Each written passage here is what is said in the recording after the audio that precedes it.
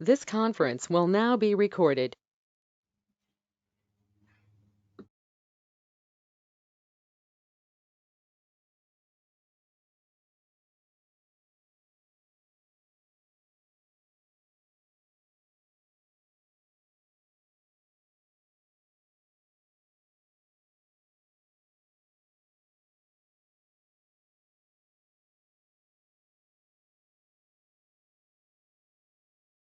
Camera, so I figured That's okay. okay. So let's just dive right in, shall we? The first item on the agenda, the permanent conservation agent appointment, Mary Struckland. Now it's my understanding, and Melissa, you can correct me if I'm wrong, that we just received it was a email or a letter? Yeah, an email with an attached letter, yeah. Email with attached letter from Ms. Struckland stating that she actually is going to be resigning as a conservation agent because she has chosen to take a job elsewhere. A full-time teaching A job. full-time teaching job elsewhere. So she'll stay on until the 20th of August and in her full duties. And I'm assuming that the conservation folks at conservation will try to find another agent so that we may appoint them. Okay, so let's move on to item number 2, library trustee appointment, Nancy Cleban. I think it's terrific that someone's willing to join the library trustees. So I'd like to move that we appoint Nancy Cleveland to be a library trustee. Second. Okay, got a second? Any comments from the public? Nope. There being none, I vote yes. Yes. Yes. Okay, so it's unanimous. Welcome, Nancy. The third item is discuss the use of professional investigator for human resource issues. There have been some human resource issues that have come up in town, and just for the public's edification, Monterey is participating in a 5-town joint hiring of a human resources person. However, it's my understanding that no person has been yet hired for the position. Human resources is something that I don't believe any of us have any experience dealing with, and when it comes to sensitive issues, I think who's doing that?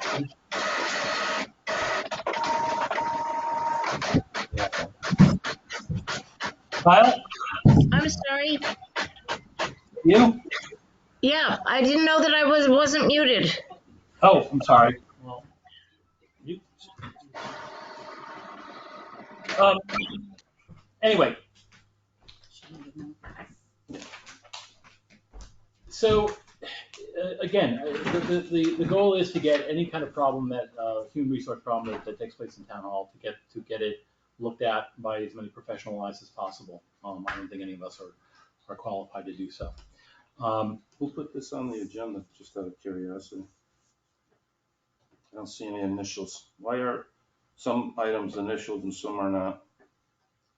Well, why don't we talk about what's on the agenda, and then Well, we can have a discussion. There actually is, Justin does have something on the agenda about I know. initials. Okay. But If it's not initialed, then I would assume that it was either the town administrator. I would assume it would be the town administrator, or it was a discussion that I had with the town administrator. So what is a professional investigator? So if we look at the page, if we look at the page that's been included with your agenda over here, there's for privacy's sake, we're not going to be mentioning anybody's name. This is, but we will be discussing how to deal with ongoing human resource issues. So you have a piece of paper in front of you. There seems to be an incident that's currently under review by our local authorities over here. I believe that this issue rises to the point where it needs to be investigated by somebody who has experience in this field. Isn't it a police matter? If you read, they have determined that it is not a criminal matter and therefore did not fall under the jurisdiction of the police department. Well, that's just the opinion of the police chief, correct? So I will Police chief and the sergeant, correct? I will accept the position of the police chief. I'd like to make a motion to table this item to the next meeting, because this is the first that I've seen of these specifics, so I need some time to consider. I'll second that. Fine. Let's. I've got no problem tabling this to the next meeting. So we're all. I vote. So you vote. Who made the motion? You did. I did. So Yes. I vote yes to table it. I agree. Let's table it. Number 4.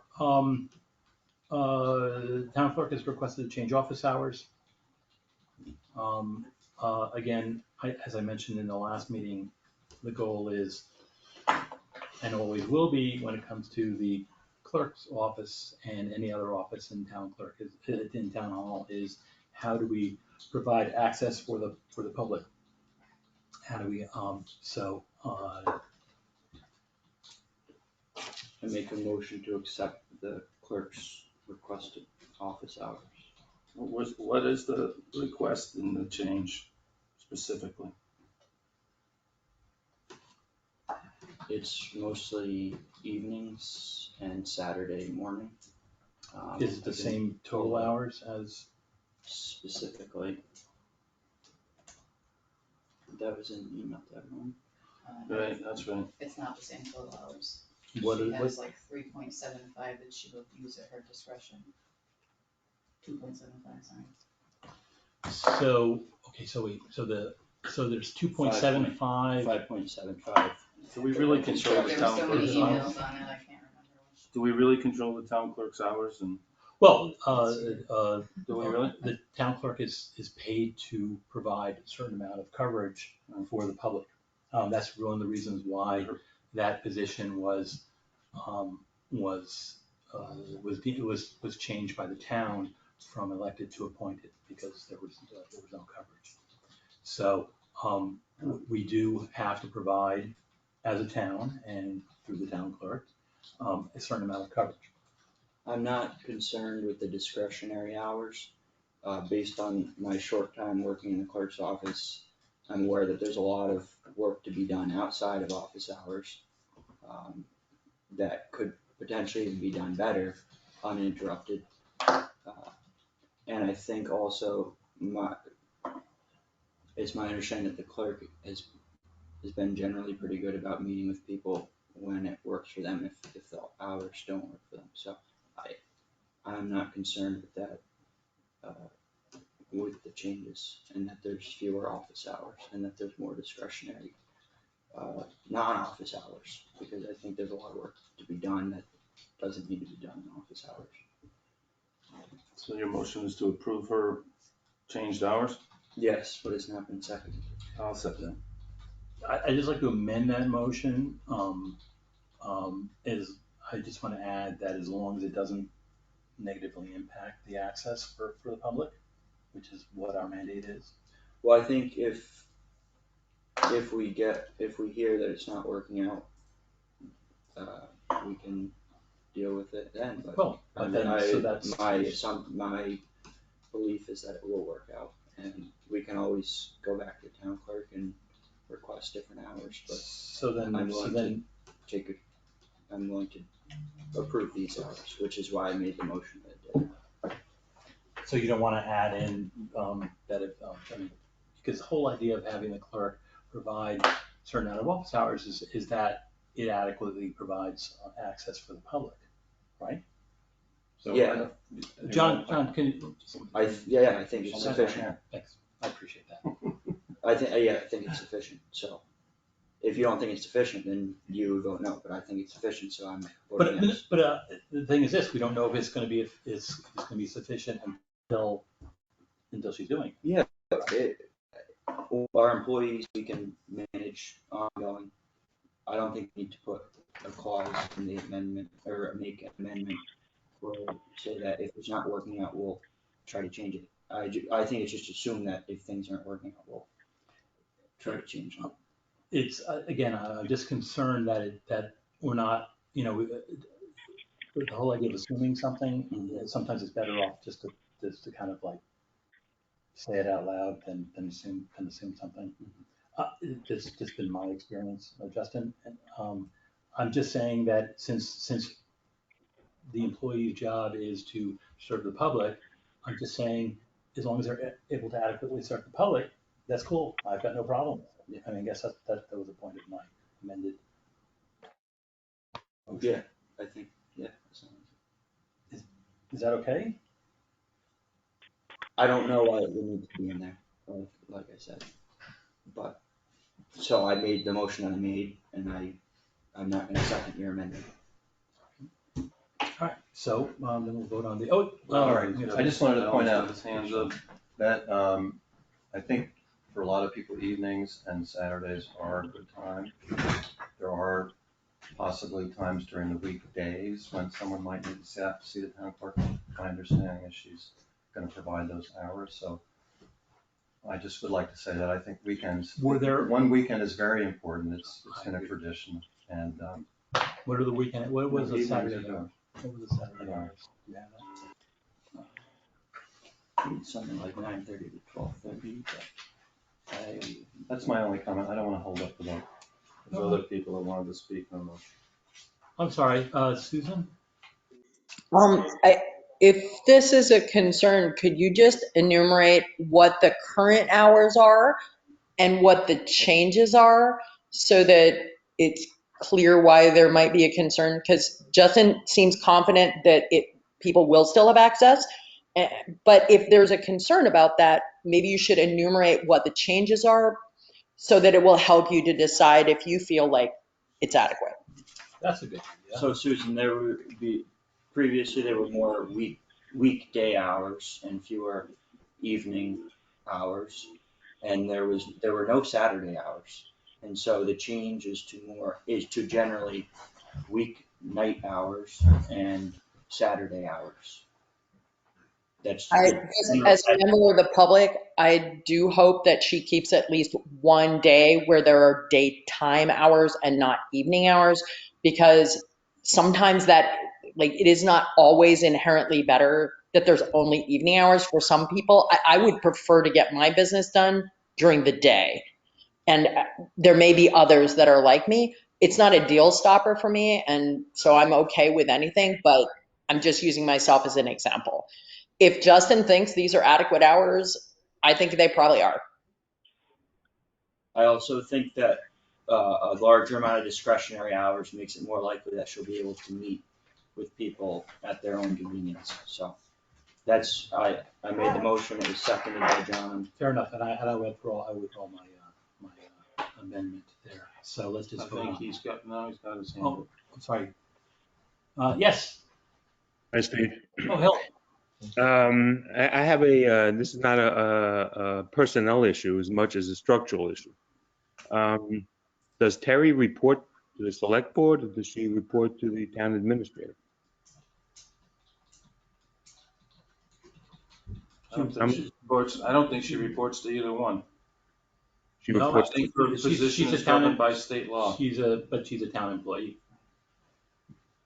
So. They made it a non-elected position. They made it an appointed position around 4 years ago, much to my chagrin.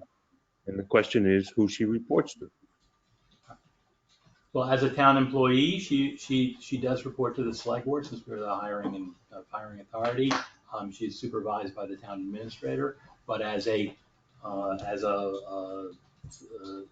in her dealings with the Commonwealth, then she also reports to them.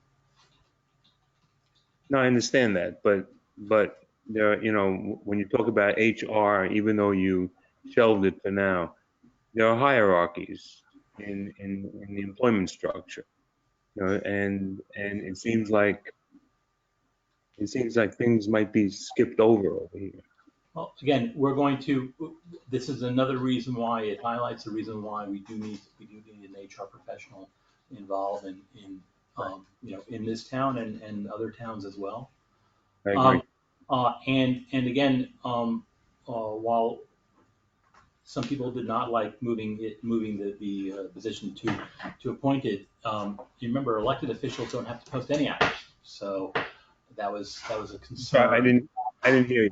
Elected officials have no requirements to post any hours for the public, and so that was a challenge back in the old days in Monterey. So all right, so since Justin made that motion, I vote yes. I vote yes. I will vote yes as well. Okay, so we have some town administrator items that we're going to. I'm gonna make a motion that 5 through 8 be heard after the old business, which is 9 through 14, which we didn't get to. Well, okay, so I'll make a motion that here's the the thing. order of this agenda be changed, that we discuss 9 through 14 before we discuss 5 through 8. Okay, John. The town administrator items are items that actually keep the wheels rolling here in Monterey. Okay, and these are things that we need to get through. So while there are a lot of other issues here that they certainly take precedence over some items here that seem to be just a kind of a repeat of what's been showing up on the agenda. So I want to get through it. Let's get through the town's business first, and then we can discuss. Is there a second? If not, then we can end it.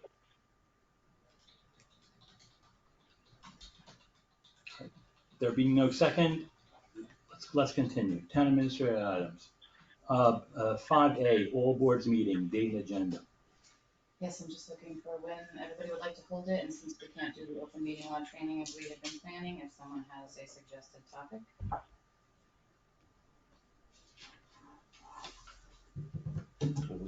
It went fine last year. Why don't we just, what was it last year? All the boards get together and they discuss what they need, what they, 1 year planning out, and it's a group meeting to share ideas and, what's working and what's not working. I don't believe we have an agenda, but I'll look that up for the next meeting. Okay, let's do that. Yeah, I think you have to have some kind of agenda. It's not like, Of course. we're all in one room, let's chat. Cookies and cookies. Bring cookies? Okay, that's good. John's got a good suggestion. Bring cookies. We didn't do that last. Did we do that last time? Time before. Okay. So Melissa, please make a note of that. Absolutely. 5B. So cookies, we can all agree on the cookie. 5B. Oh, there's a hand up. Oh, I'm sorry. Sorry, Susan. Bunch of hands. Looking. It's not Susan. Who is it? I'm sorry. Just Kyle? announce. Kyle. It's a simple one. I can't hear Melissa. Do you have a mic, Melissa, or can No, you? I'll speak louder. Thank you. You're welcome. Speak loud. Okay. 5B, second on homeowners agenda items. As many of you may know, we have slated to have a second homeowners meeting on Saturday, the 14th of August at 10 a.m. Here in Town Hall, and it'll also be available by remote. Generally, a second homeowners meeting is all about getting some information to second homeowners who may be out of the loop since the last second homeowners meeting, which was a year prior. Did we have a second homeowners meeting last year? Actually, I don't even know. We might have. Anyway, well, that's the primary, but John, you can jump in. So basically, I had a few items on the agenda where we can give updates I understand that Dustin, you had something that you wanted to put on the agenda for second homeowners? Well, I know not all, but some second homeowners live near the lake or use the lake. And there is some concern about the speed of water traffic. But I'm told also this is probably an issue primarily for the harbor master. So I'm not sure to what extent it would be helpful or not to talk about it after. Well, we could certainly give them direction on who to talk to. A lot of people out here in Monterey don't know that we do have a harbor master. So that would be it. Also, a lot of people don't understand that because speed has come up several times in the history of Monterey, and that there's a certain amount of things that can be done and a certain amount of things that can't be done when it comes to speed. However, reckless use of boating is something entirely different.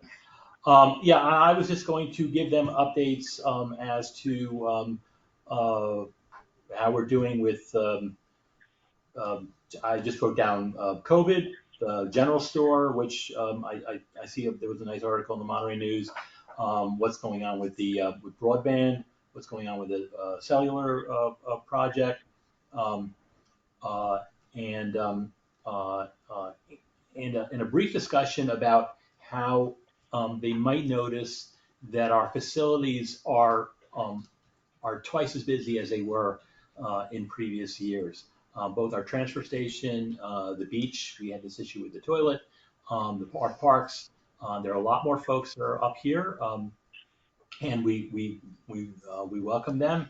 But people should understand also that means that there's going to be more than usual traffic when it comes to locations like that. So, and of course, we're here to answer questions that they might have as well, and get ideas. Sometimes some very good ideas come from second homeowners. Well, I know Bill Unwin approached me and he wants to talk about the fire department sleepover program, and he wants to talk about the picking of the weeds out of Garfield. So that should be. That's great. That's terrific. Those are good. Those are two great things to talk about. And if you know Bill as I do, it'll be colorful. It'll be a colorful conversation. Did I miss anything, John? I would offer the Lake Garfield tax district as a question for people to discuss in a more informal setting rather than on the floor of the town meeting. Another year. You gonna come to this meeting? Sure. Okay. Terrific. So that's generally what it is. Obviously, this is fluid. We can add or subtract things, but as we're going on, hopefully that people will be willing to attend. This. We used to get a huge thing, and then it kind of petered out for a while. And this is before COVID, and then it depends. But we did get a listing in the Monterey News, so it is there for folks to that they know that it's happening. The BRPC 604B agreement. Yes, I sent this to everybody. It's just the agreement for them to administer the grant. If you accept it and approve it, I just need you to sign it. Okay. I make a motion that we accept the BRPC 604B agreement and thank Dennis for his work on the town's behalf. Dennis Lynch. Second. I vote yes. Yes. Yes.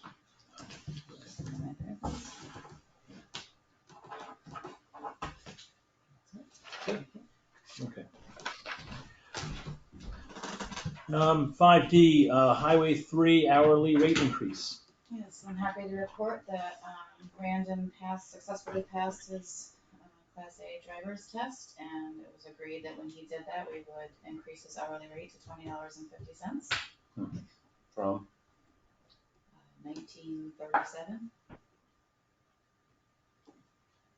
Well, we made that offer to him, and he successfully did it. So I move that we increase Brandon's hourly rate to, what was that, $20.50. $20.50. Do you have a second? Go Still ahead. much less than all Class A drivers make anywhere By else. far. By No, far. as What's a the finance committee appropriation? member, I would just make, you It's know, more I mean, than, it's appropriated for in a sense. it's more than $20.50. As long as it's, as long as you got the money. Right, and Second.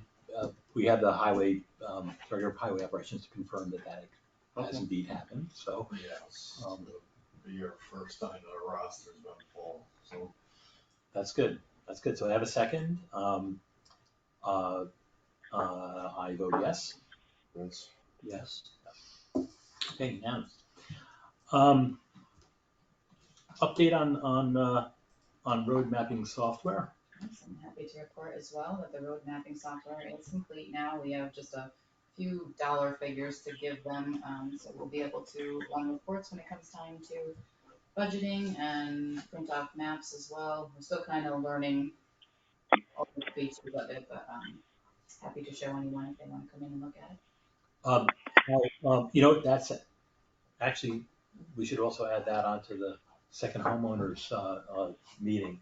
They should understand what we're moving into the 21st century.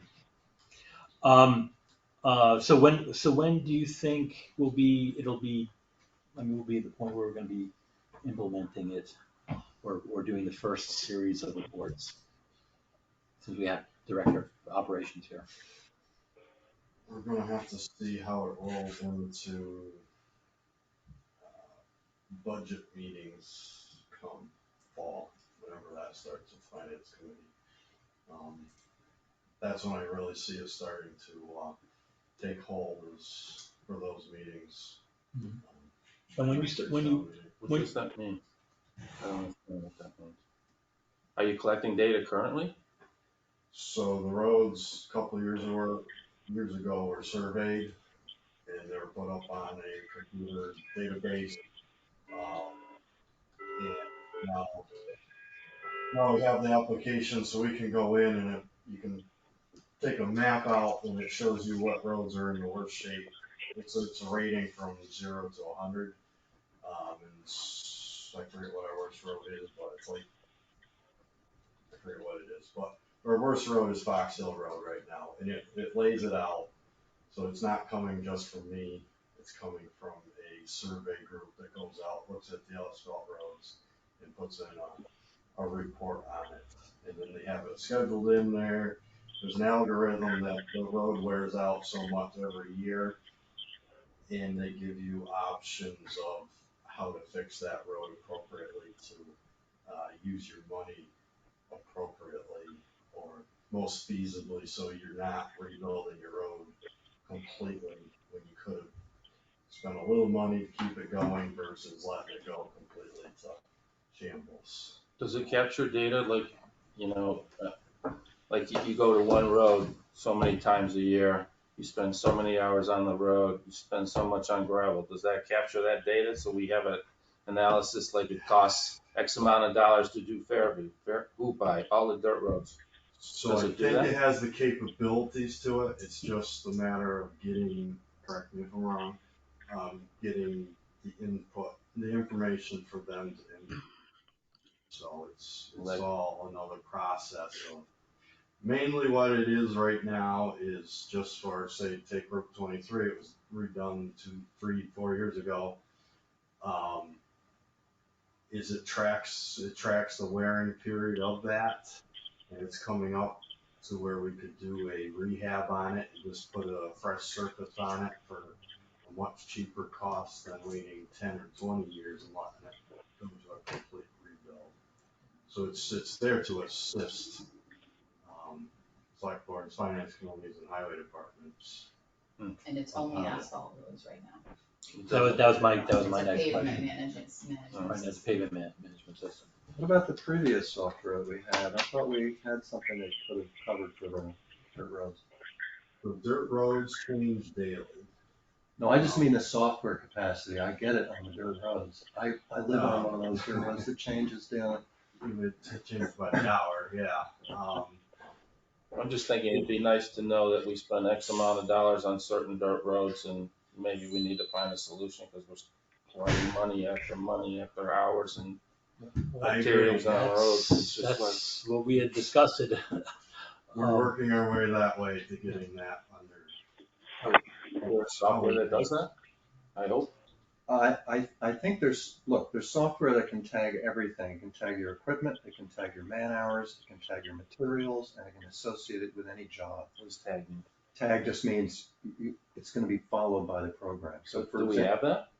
I'm just saying in general. So we're because on. So for example, let me just finish so Sure, John sure. gets it. So for example, the steep section of, I don't know, Little Hoopie washes out. Let's just say that. Sean goes to repair the road. He clocks it in when they start, tags the material, man hours, and the labor. And the equipment, the trucks. And then you have a price on what it costs to fix that section. You can apply this to all the dirt roads, and you can, he already knows where the bad places are, but it associates a cost with it. And then you go to the finance committee and you say, I have a plan to, let's say, add certain culverts or drainage to these sections that will prevent the road from washing out 3 times a week. And in the long run, it's cheaper. So why don't we do that? And it's actually what we did on Fairview 10 or 12 years ago now. We took a section of it. We increased the culverts. It was a lot of work. We had to dig through, hills on both sides to get the water away. But actually, that section does not run away the way the rest of it does. So, and then there's the bigger question, which again, Sean has to answer at some point, which is that if these roads are so expensive to maintain, maybe they need to be oil and stoned, or certain sections of them need to be oil and stoned, or it's impractical to put drainage on certain very steep sections because there's nowhere for the runoff to go. But I think everybody agrees that adding material weekly to the roads to watch it go into the rivers, a week later, it's not something that's sustainable. Right. So this is the first part of the analysis that we're working on. We're starting with the easiest part, which is the table. But the goal is, to, just like other highway departments out there, the goal is to get to the point where we'd be able to do a technological overview of what's going on all the roads in Monterey, and be able to make the analysis that John has mentioned. So this is step one. It took a little while to get everything together, but at least we're at the point where we're going to be beginning, and then we're going to see what kind of reports roll out of it, and we'll be able to judge how effective it is or not.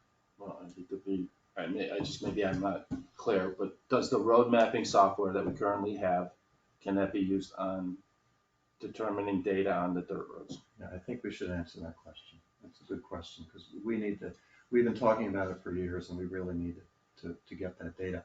I just wait. You have the director. No. Right here. We've already talked about it 1,000,000 times. He knows exactly what We'll I'm reach talking out about. to the beta company and just clarify that. I just don't want to answer. Yeah, Right. that makes sense. Yeah, because it was my understanding that ultimately it would be able to do that when the board talked about this, a few years That's what I ago. mentioned about the tagging. They usually have this capacity. Right. Yeah. Right. But the one thing with programs, John, is everybody does a little bit, but there's not one program that does it all. No, I know. The fire department stuff all the time. It just, you can't. They want you to buy this program and that program. Yeah, I You don't can want only buy so much stuff and keep it going. Right. Yeah, well, I would rather be able to have us go to town meeting and ask for money to improve these roads with some data. That's all. I agree. All right, so there's the update. 5F, we basically removed clarification responsibilities. Basically everybody, we have one responsibility, the people of Monterey. That's our responsibility. So all the things that we're doing here is to make this town work a little more efficiently. 5G, legal services proposals. So, am I in a little bit of a misunderstanding here? I thought we were going to get a piece of paper that has 3 law firms and what they charge. So I spoke to KP Law after they withdrew their proposal.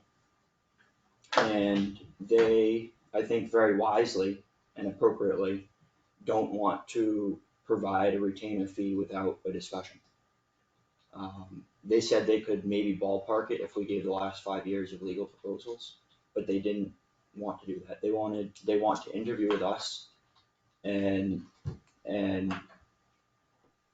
meet with us to figure out what are our expectations, what are their expectations, and we've had the same town council for a decade and a half or so, and so he knows what we want, and so he's the only one who gave a retainer, right?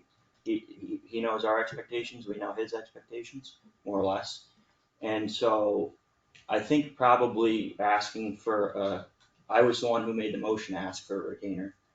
I think it was a bad idea in hindsight. But there's no way if you're So I'm comparing. gonna make a motion, that, for me, Justin Maycock, to coordinate interviews with the three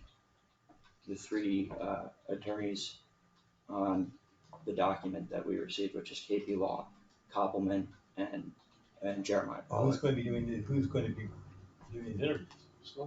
Are you gonna have them, show up in a public meeting, Mhm. discuss the legal activities in the town of Monterey? No, No, To discuss Their what our proposals. relationship with them as our town council would look like broadly. What do we ask of them? What job services do they provide? But it's my understanding, I'm sorry to interrupt you, it's my understanding that they still will not give a proposal for a retainer. When I spoke to KP Law, they said when they were inundated with our various forms of communication, including me, they did not want to provide a retainer without having a conversation with us, which I think is a very wise and reasonable request. And so I made the motion that I made, which is that I would coordinate interviews with Koppelman, KP Law, and Jeremiah Pollard to go over what to hire. So coordination means that you're going to schedule? Yes, yeah, with the select board at meetings. what's the time frame we're talking about? Because right now we have no town council, there's no appointment, there's no contract. So we can't keep pushing this actually, off months on end. John, we actually do have town council. Well, So technically we don't. no, actually, technically we do. No, Yeah, not really. we do. So I think, How about next week? I'm already, well, I will coordinate with them. I've spoken to Lauren and Jeremiah. I've not spoken to Mr. Koppelman yet, but his email. So, the and that's the other communication thing, trust is very I'm a friendly. little I confused think about. when I talked to Jeremiah and I talked to KP Law, they seemed very willing to come in and interview with us, which I think is a good thing for us to do. Sure. And so that's the motion. The third law firm is who? Mr. Koppelman, he was included in the. Is this, but I don't understand something, this is the same Koppelman of Koppelman and Page? Yes, formerly Koppelman and Page, now KP Law. Yeah, but So I understand I'll give you some background on him. he left years ago. He retired in 2014 at the age of 75. He's of counsel of this firm of counsel means he just comes in and out when they need him. I'm not to be age discrimination, but he's 81 years old. He's in Boston. Someone say it should not determine their. No, it shouldn't, but, he's really not practicing law as an attorney. He's just of counsel, which means he's kind of mostly retired, but he kind of. Wait, so the third law firm that you're considering is somebody that you're. I didn't solicit it. It came in, the town administrator solicited those proposals, as far as I know. Shouldn't there be maybe more proposals? Oh my God. There are other firms that operate locally if you wanted a third firm. I don't Well, we have think a we can fourth spend the firm. time, I I don't don't think we think can spend the time to Sure. keep, pushing this issue down the No, but track. you can start to interview the ones you've already got. You don't have to interview them all on the same day. Just go with what you got and get three. It's very simple, and I think it's a good idea. I think it's a great idea just to interview other firms to understand the kind of services they offer. Exactly. Yeah. So just get it on the docket. This is. How about next Wednesday? Yeah, so I'll communicate unfortunately, with yeah, well, so unfortunately, You have to second his motion. You guys haven't even, you're not. What's the, I forgot what the The motion motion was. is for me to coordinate interviews with law firms to come in and interview with the select board. Second. yeah, I don't have any problem with the coordinators. Look, the only thing is that I would only be available on the 25th. That's way too late. It's too far It is out. not, it is 2 weeks In my from now. opinion, it's too far out. Okay, in my opinion, it is not too far out. We have existing counsel. I'm not, unfortunately, I might not be Well, in town. Pick another day. we have date and time of next meeting later in the agenda, so we can figure out our next meeting, but if Well, the motion, See who's I will available, be- see who is available. And yes, for those of you in the audience, that is my birthday on the 25th of August. I am willing to spend my birthday talking to various, The lawyers. interviewing various attorneys. are you gonna call the vote on this motion first? There being a second, I vote yes. I vote yes. yes. Okay, weather station camera proposals. Yes, our request for proposals for the weather station and camera proposals, we only received one.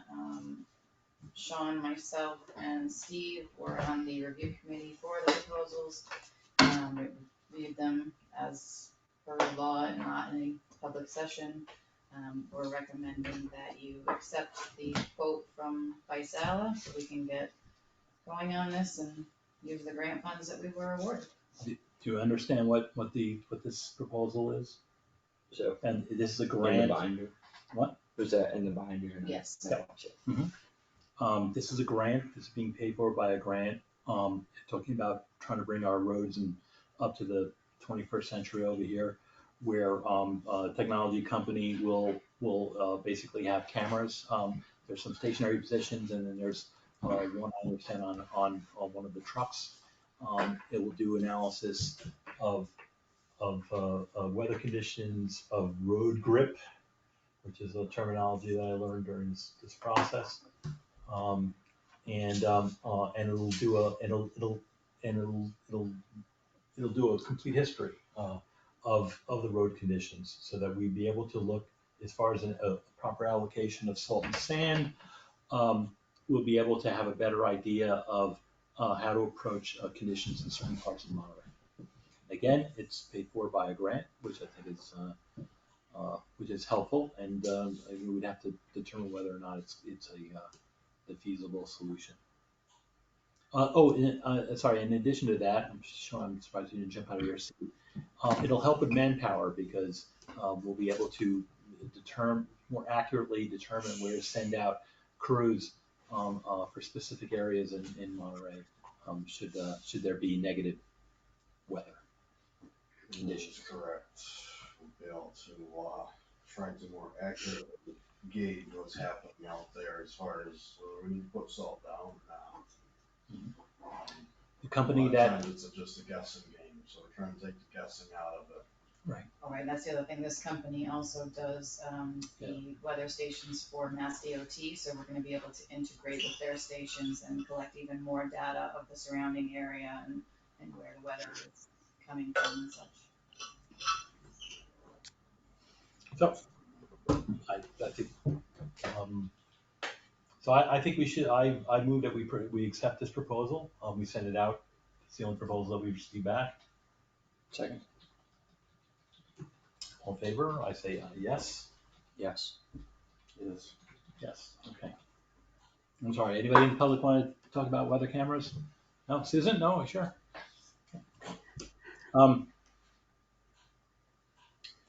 Okay, speaking of which, the five-town HR director update. Yes, so it's a two-parter. I sent you guys a draft intermunicipal agreement. If you have any edits for it, you can send it to me. They are gonna be adding 2 sections about the hiring and firing process. So we will have another version for you, and there were a few minor edits from the other 4 towns. As far as the HR director, I think we've received 8 resumes so far. We're extending the application deadline because the MMA posting was late. They didn't post it when we originally sent it in. So interviews should be scheduled for the end of this month. Okay, good. So this is in addition to the professional investigator. This is paid for by a grant, John. There are 2 separate positions, the HR director and a professional. The professional investigator is a one-time use for this particular situation. However, if the HR person had been in place already, I would assume that we would have them perform the investigation. But since they're not, and since we don't want to delay anything, that's why there's 2. So that's why the Collins Center recommended back in 2020 to get an HR person apparently. And we're getting one. So there we go. 2 years We're later. on path. Yes. Well, who's the HR person going to report to? Good question. We're going to report to the select boards and the town administrators of each town. I'm confused by that. How can you report to 2? They would directly report to me. That seems like a conflict to me, because if somebody wants to talk to an HR director, potentially about the town administrator, that would be a potential roadblock. I think the HR director should report directly to the select board. So the 5-town intermunicipal agreement, we're abiding what they came up with. Is that what they came up with? Right, so it was decided, and I think it was added from a previous discussion, that this person is gonna report to all the town administrators. If there is a issue with a town administrator that needs to be dealt with, then they would have access to the select board and or town council. Just like the town administrator right now is a supervising body of employees that are in town hall. My experience with HR is that it's a very sensitive area, and that people want to keep sometimes their HR issues to themselves, or speak to somebody with, on a private basis without having to go through an individual who might be part of the problem. Mm-hmm. And I don't see that as, I'm not hearing that is a possibility. They wouldn't be coming through me, they would be going straight to the HR. The HR would make me aware of any issues if it didn't directly involve me as the town administrator. Are they gonna have office hours? Everybody is very professional here. Yes, they are gonna have office hours. They are most likely gonna be located out of Great Barrington and working remotely, but we're still working on all those details. They will be made available to any employee that needs to see them. Sorry, John, did you have? As far as I understand, when you hire an HR person, that the employees or anybody, a resident could actually potentially, I guess, come in and make a complaint. That should all be done in private between the HR person and the complainant. Mm-hmm. So who's reviewing the? So you're depending on the HR person for doing all of the work. So when you say that the HR person is going to be supervised, that's a gray area that I don't really understand. But obviously you guys hire and fire. And so the supervision of the HR person would not interfere in any way with the availability of the HR person to anybody who's complaining. And obviously. So my question is and I don't expect anyone to answer this now. Just what exactly does it mean to supervise the HR person? Right, so the intermunicipal agreement is a public document. That's fine. Right, so it would be available for public view. The 5 towns that are involved in this project are Great Barrington, New Marlborough, Sheffield, us, and Stockbridge. So obviously these are towns with maybe the same or more significant issues, or maybe not now. They're larger. Right, they're larger towns. There's an hourly allocation, and Yeah, Great 15. Barrington 15, Sheffield 6, Monterey 6, Monterey 6, West Stockbridge 2. They're done proportionally to population. And this is going to be done very professionally. And this is something that the town of Monterey has lacked in the future. And again, this is our first step into this process. This is talking about kicking a can down the road, John. This can's been kicked down the road for quite a while, and I'm very happy that there's a concrete action that's going on. And again, we'll test it out. If it doesn't work, and the other towns are going to test it out as well. If it doesn't work, it doesn't work. However, we have to start somewhere, and it seems to be an appropriate place to start. I only wish that we had that they had moved earlier and done this earlier, so that we had somebody in place. We actually did try earlier, just to clarify. We were working with Egremont, and then Egremont dropped out and left us holding. Well, they hired We their had to own. basically start. They hired their own Yes, but person. they hired someone that is not an HR professional. Okay. I just said they hired their own. Right, she Yep, does they not hired have their own. any HR. Okay, so we're going to hire a nice professional, and we will supply them with as much cookies as they want. 5J, community center trees. Yes, I'm just making you aware that when the whole lighting project originally came up and Sean and I met with Mary and members of the committee, we informed them that there's 3 trees there that are not in the greatest of shape and they probably should be coming down, and they should take that into consideration in their proposal. Mary and everybody has since agreed, since the tree warden has gone out there and determined that it should come down sooner rather than later, because they are a danger to the building, and with all these storms we're having, they're the highest point for the lightning. Mary and them did not incorporate that, or they don't want to incorporate it into the 29,000 that was just approved, and Mary is under the belief that a former selectman told her that this should be paid for by the tree warden and highway department. I have spoken to both the tree warden and highway department, and they do not have the budget for that. So I'm bringing it to your attention. The trees should be taken down, and they should be taken down before we do the request for proposals, so that the request for proposals are based on an accurate. I'm sorry, I just need to clarify. Hand and not. The request for proposals would be for the lighting, not the Yes. tree. No, not the trees. We have So you want the trees down before you do the RFP? Right. Okay. So that when they come out to make their site visits, they can Right. see. So let me just say a few things. I walk the roads a bit with my wife, and as I'm sure Sean knows and Kevin knows, there's a lot of dangerous trees around.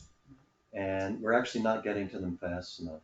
Just as anecdotal evidence, the guys were up taking down trees on the top of Beartown and Fairview, and my wife and I had noticed that there were 2 split cherries hanging over Beartown next to the cemetery that were going to fall and they were going to kill somebody, including us.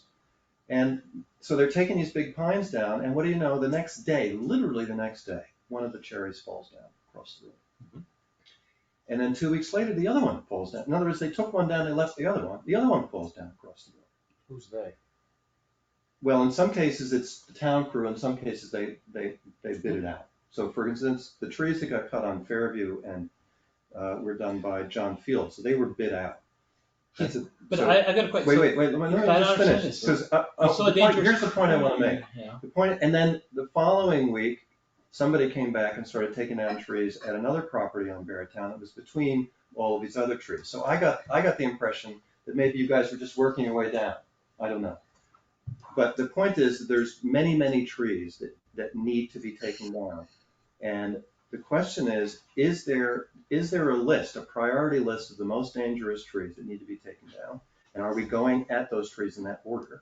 And then the second question is, once you've been notified officially that a tree is a problem, you are now in a liability situation. If you don't take down those trees and take down other trees, and those trees fall down on somebody, you're done. So I think it has to, so there's a big tree budget. We might not get to all the trees this year, but somebody has to prioritize which trees get cut first.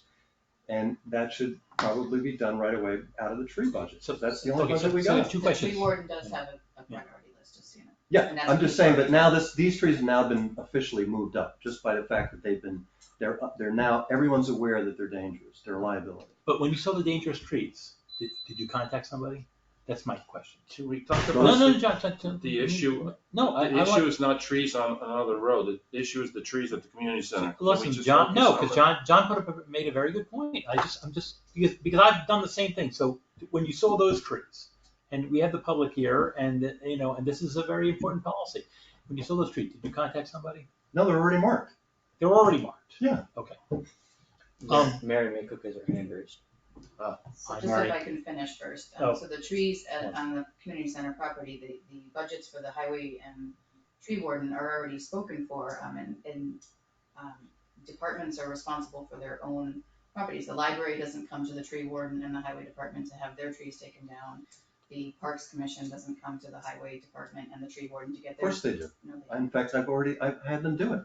Yeah, I've had Sean, and he did it himself actually with some other people, take trees that were laying on the ball field so that we could play softball. The Parks Department did not take trees. So- to be It's not taken down. removal of trees, it's Mary? taking them down. Hi. Thank you, Melissa and Sean, for bringing it to the tree warden's attention and for letting us know. We had heard that the trees may be a liability, but not until a few weeks ago did I hear that the trees were definitely a liability. That there was no way we could have foreseen this. We couldn't have put it in the operating budget. We couldn't have put it in the $29,000 that the town taxpayers voted was not for tree removal ever. It was never earmarked for tree removal. It was for designing, implementing, and installing the lighting. And I understand why you might think, or some people might think, oh, well, they're getting $29,000. Surely they can remove trees with that. We were actually hoping for $46,000, and we were told that the Select Board and Finance Committee wanted us to pare it down. Melissa wanted us to pare it down to keep the taxpayer money down.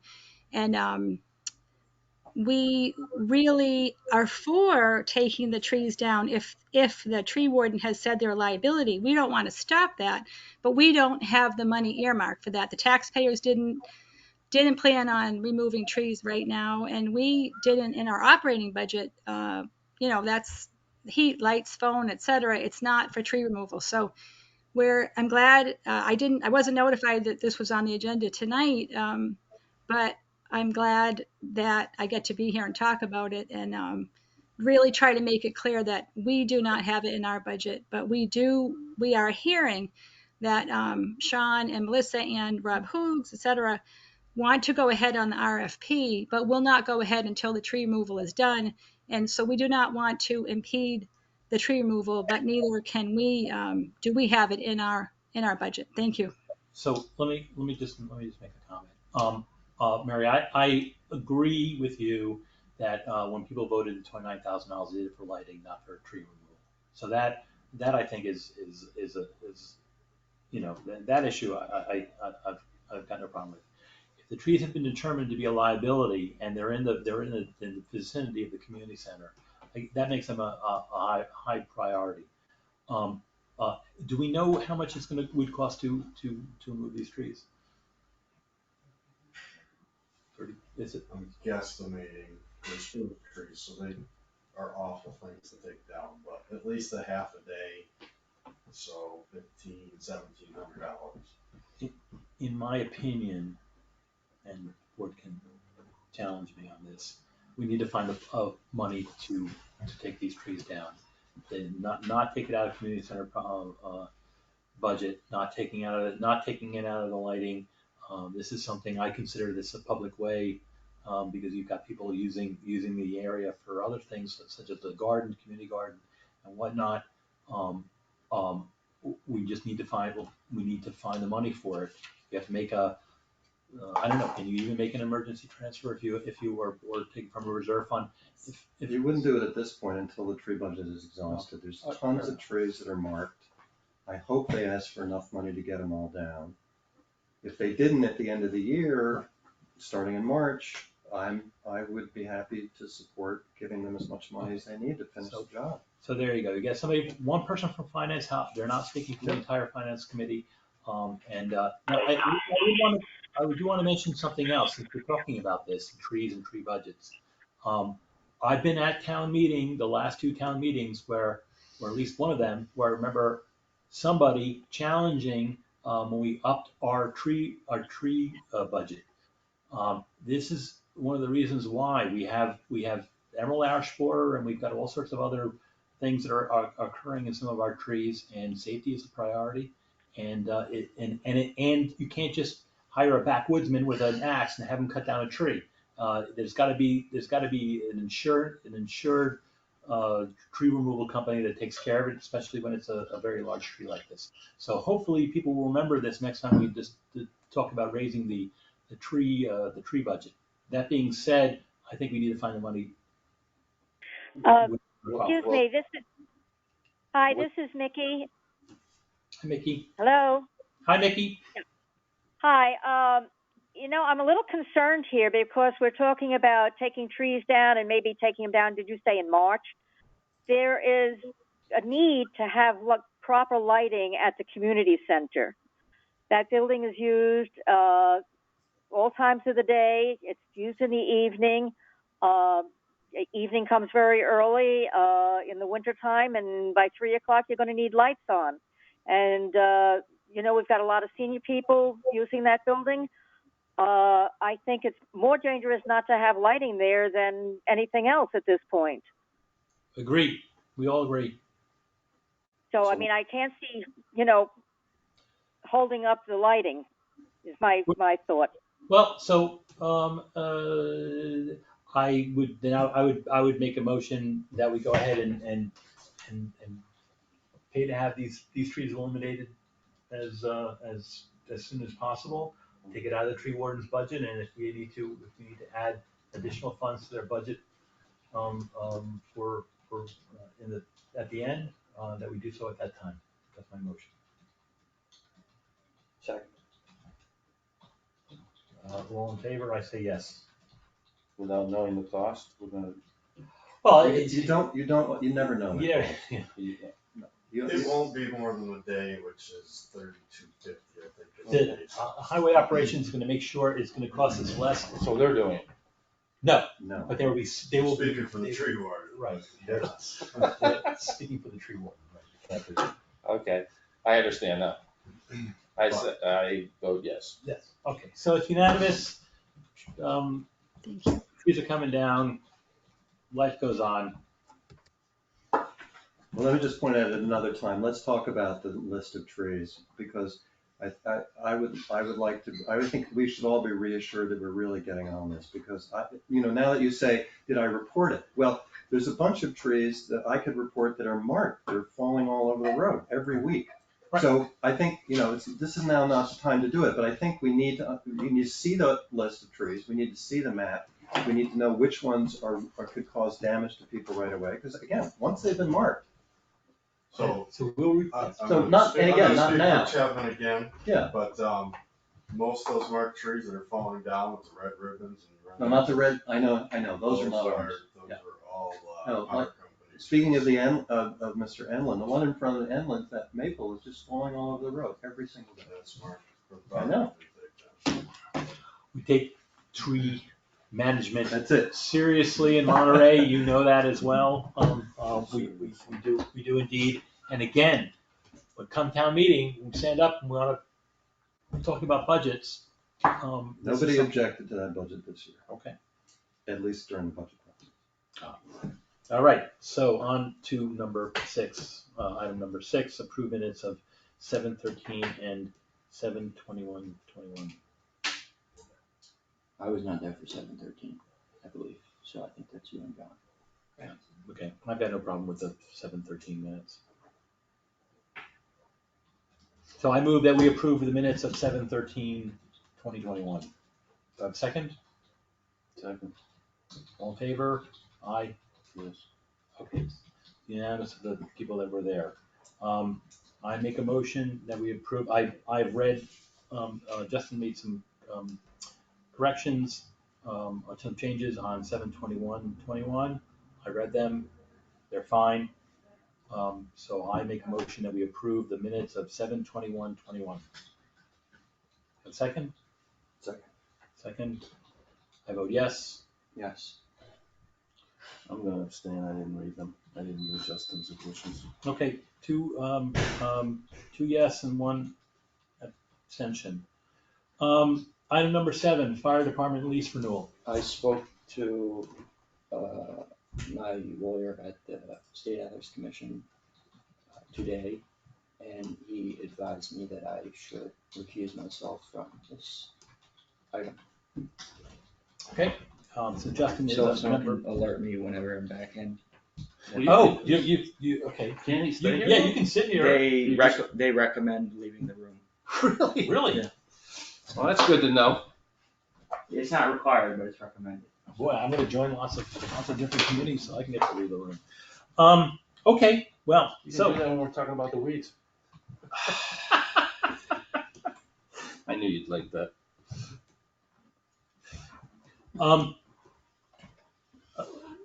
Do you think this is a good time to talk about the fire department lease? Do we have to discuss it tonight?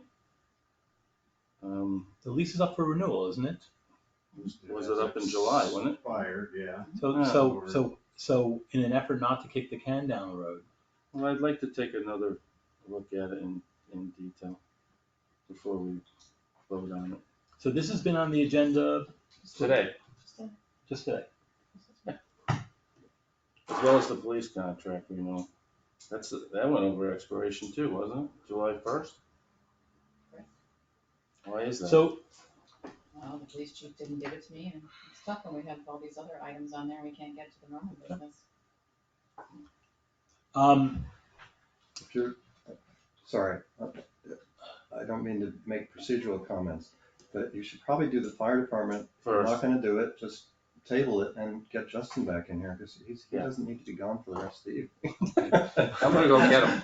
actually, we should give him an axe, maybe he can start cutting down. Sure. You should vote But on you- tabling it first. All right, so I would actually like to have a discussion about it, since we have the fire chief here, and since it has expired, I think that the people's business should be done. The fire department lease is a public, it's a public document, no? So what is? My what's the concern problem? with these leases and contracts, it'd be great to get some legal information from my point of view as to how this impacts certain things in the town. So, and I know we don't have a town council at the moment, but I'm gonna look at it in terms of how I think it impacts and things like that. Really, technically, the way it should go is we should get legal advice from any leases, contracts that we sign. They should be all looked at by the town attorney, in my opinion. So town attorney has reviewed this in the past, nothing has changed except for the dates. And the contracts and we do have town council. We do have town council. You can say it 100 times, you're still not gonna make it true. And that vice versa, I would think. But I'm gonna Good go to table. legal argument there. Yeah. So I don't second tabling it. I move that we accept the fire department's lease. I just want another week to look at it. I'm not gonna approve it tonight. I will put this on the agenda for August 25th meeting. We meet on the 18th. They were proposing a meeting for next week, you're not here on the 18th. I'm not gonna be here. So it's the 4th and the 25th. 25th, that's why I said I'd be willing to spend my birthday here. So, all right, so I propose that we move this to the 25th of August. You got a second? Second. All in favor? Aye. You We will have be some reading, question we're gonna check for July. you're gonna read it in the interim? Yes? Well, it's my understanding that it goes month to month if it's not. It'll go month to month. Same thing with the police chief's contract renewal. Now, Let's bring Justin back in here. We can go through these.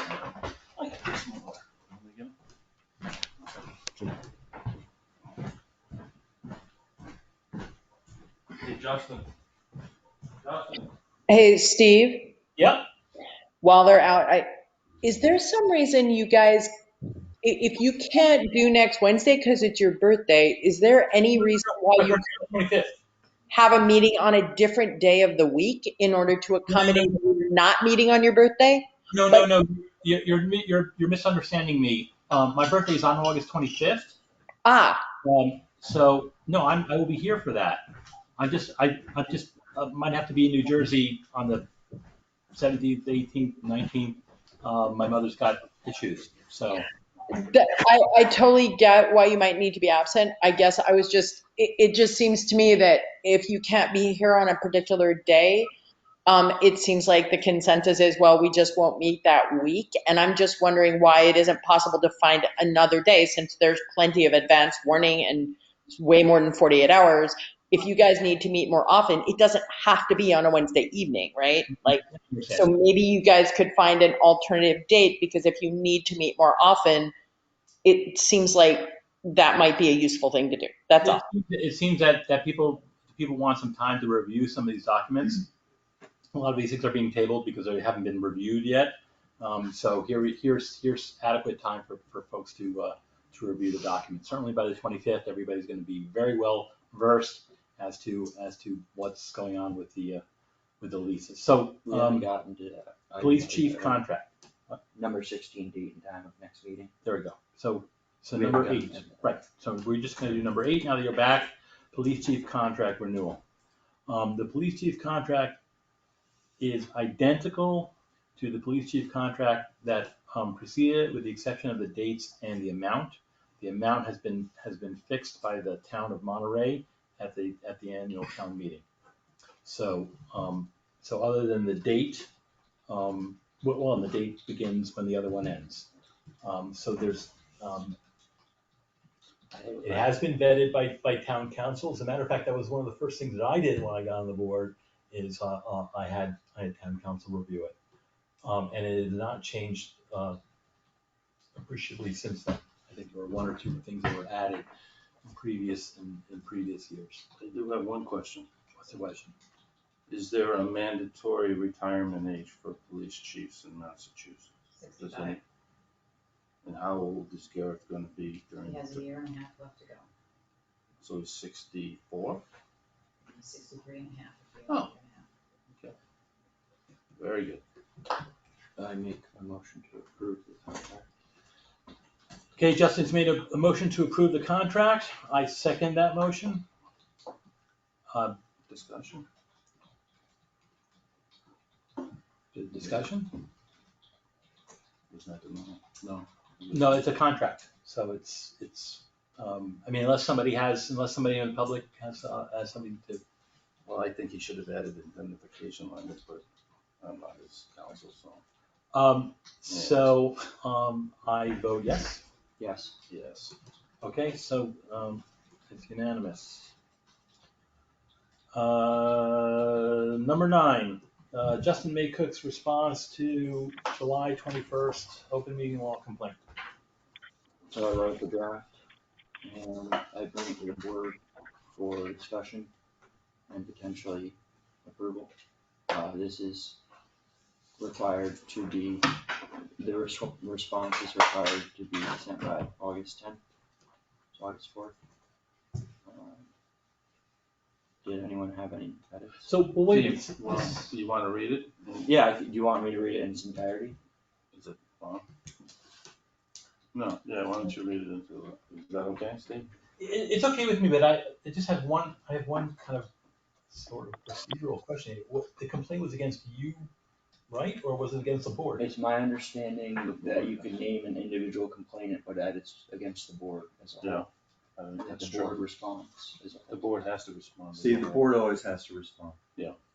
You have to meet, you have to discuss, it has to be disseminated first, then you have to meet, you have to discuss it, you have to agree on a response, and you have to agree on any remedial action that you might take. It's just procedure. They should all, yeah, I called the meeting, but it was a meeting of the board. Right.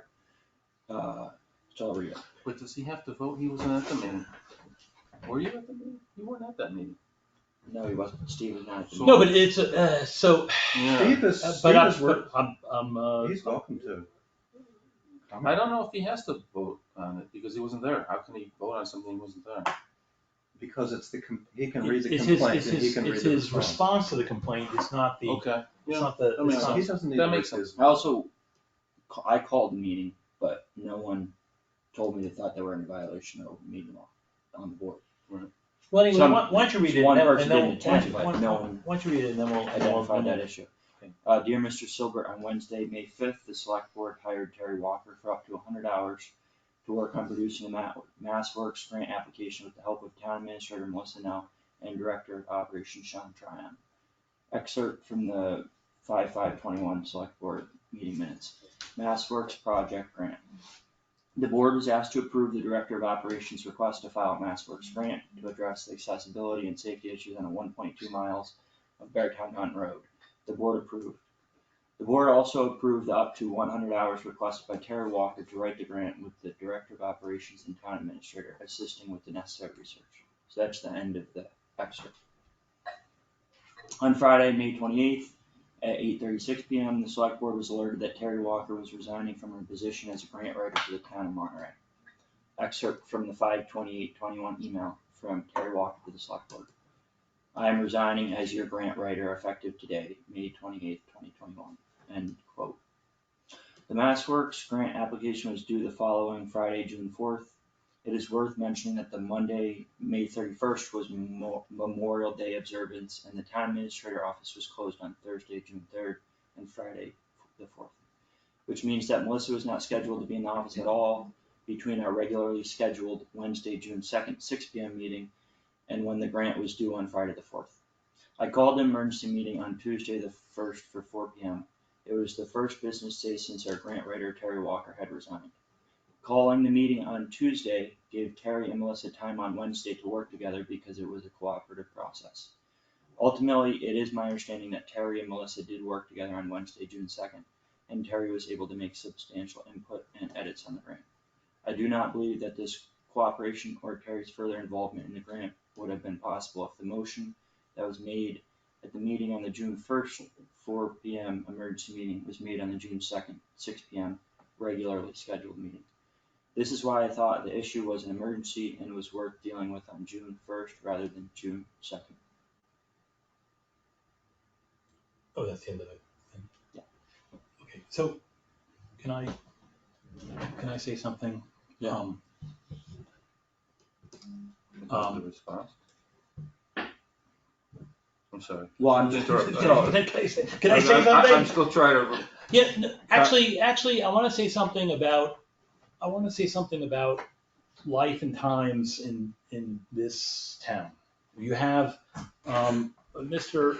Maycook, has received an open meeting law complaint. The complaint was filed by somebody who's sitting in this room, okay?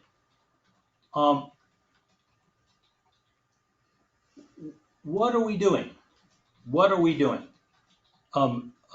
This is a complaint to the, I don't believe, I'm saying in general, I'm not saying it to any particular person, okay? But this is a complaint, this is something that's going in and out of the Attorney General's office. You have individuals in this town that have taken issue with the way something was done, and I don't understand why it has to go from Monterey to the Attorney General's office. Somebody should explain it to me. well, it's one thing And then back to Monterey, and then back to the Attorney General's office, and then back. What I would suggest, and I'm not talking to anybody, I'm talking to the ceiling over here.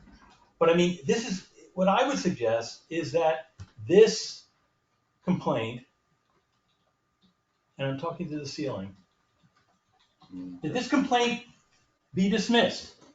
That if something happened that was not done the right way, I'm sure that people will try to learn from it and do it in the right way in the first place. But but I mean, to involve the Attorney General over something that is,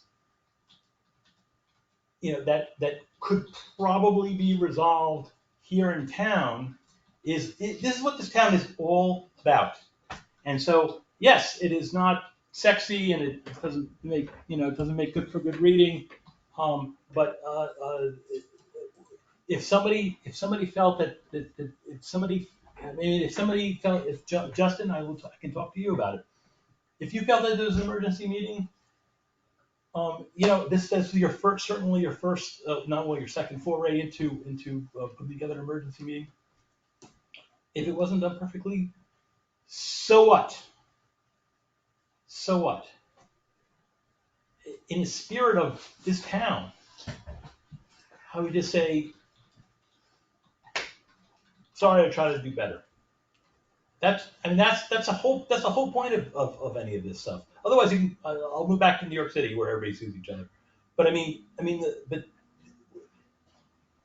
that would be my suggestion for, that would be my suggestion that all these the parties involved, and I'm not directing it toward any party because I don't want to do that, but the parties involved say, listen, you know what? I understand. We're gonna try to do better next time. And then it's done instead of signing documents and sending them and this and that. All right, that's it. I'm done. Make a motion to approve my response as written. I stick on that. Yeah, sure. I approve your response. John? Yes. You said second. You seconded it? Okay, now you My voted vote is yes. Yes.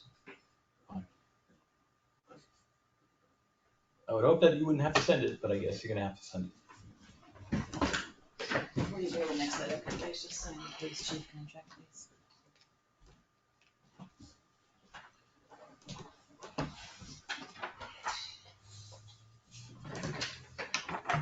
So I have an objection to so what? You say you like to resolve things in town. I don't ever see anybody calling us up and asking us to help resolve things in a nice manner. Calling up you? Or I don't have your phone number. Yeah, the Concom, sure you do. What? You can get my phone number, it's available.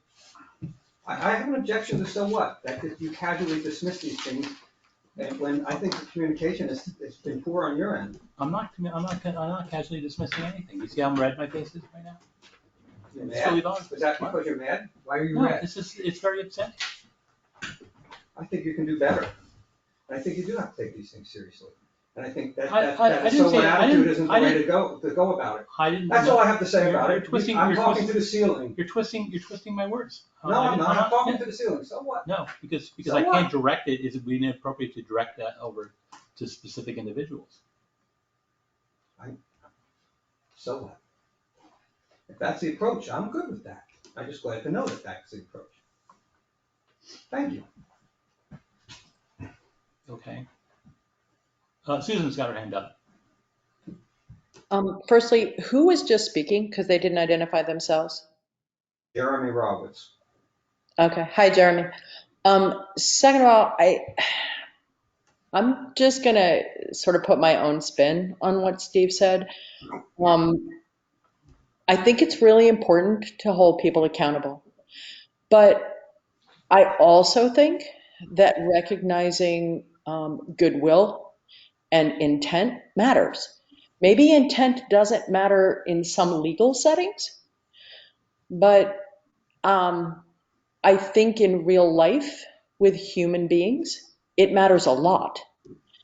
And if there's a problem that someone is legitimately attempting to solve and their solution is imperfect, using legal ways of trying to punish them for making that attempt doesn't seem like the best solution. It perhaps accomplishes something and makes someone feel better for acting, but I don't know that and maybe you're trying to set a precedent, but I think ultimately, if we want a town that does nothing but sue each other, I'm sorry to hear that.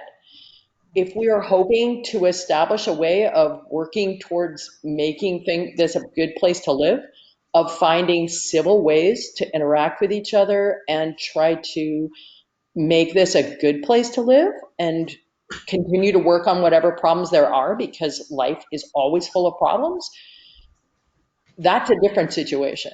So it seems like we have devolved into a situation where anytime anyone is unhappy with anything, their first choice is to file a complaint or a suit.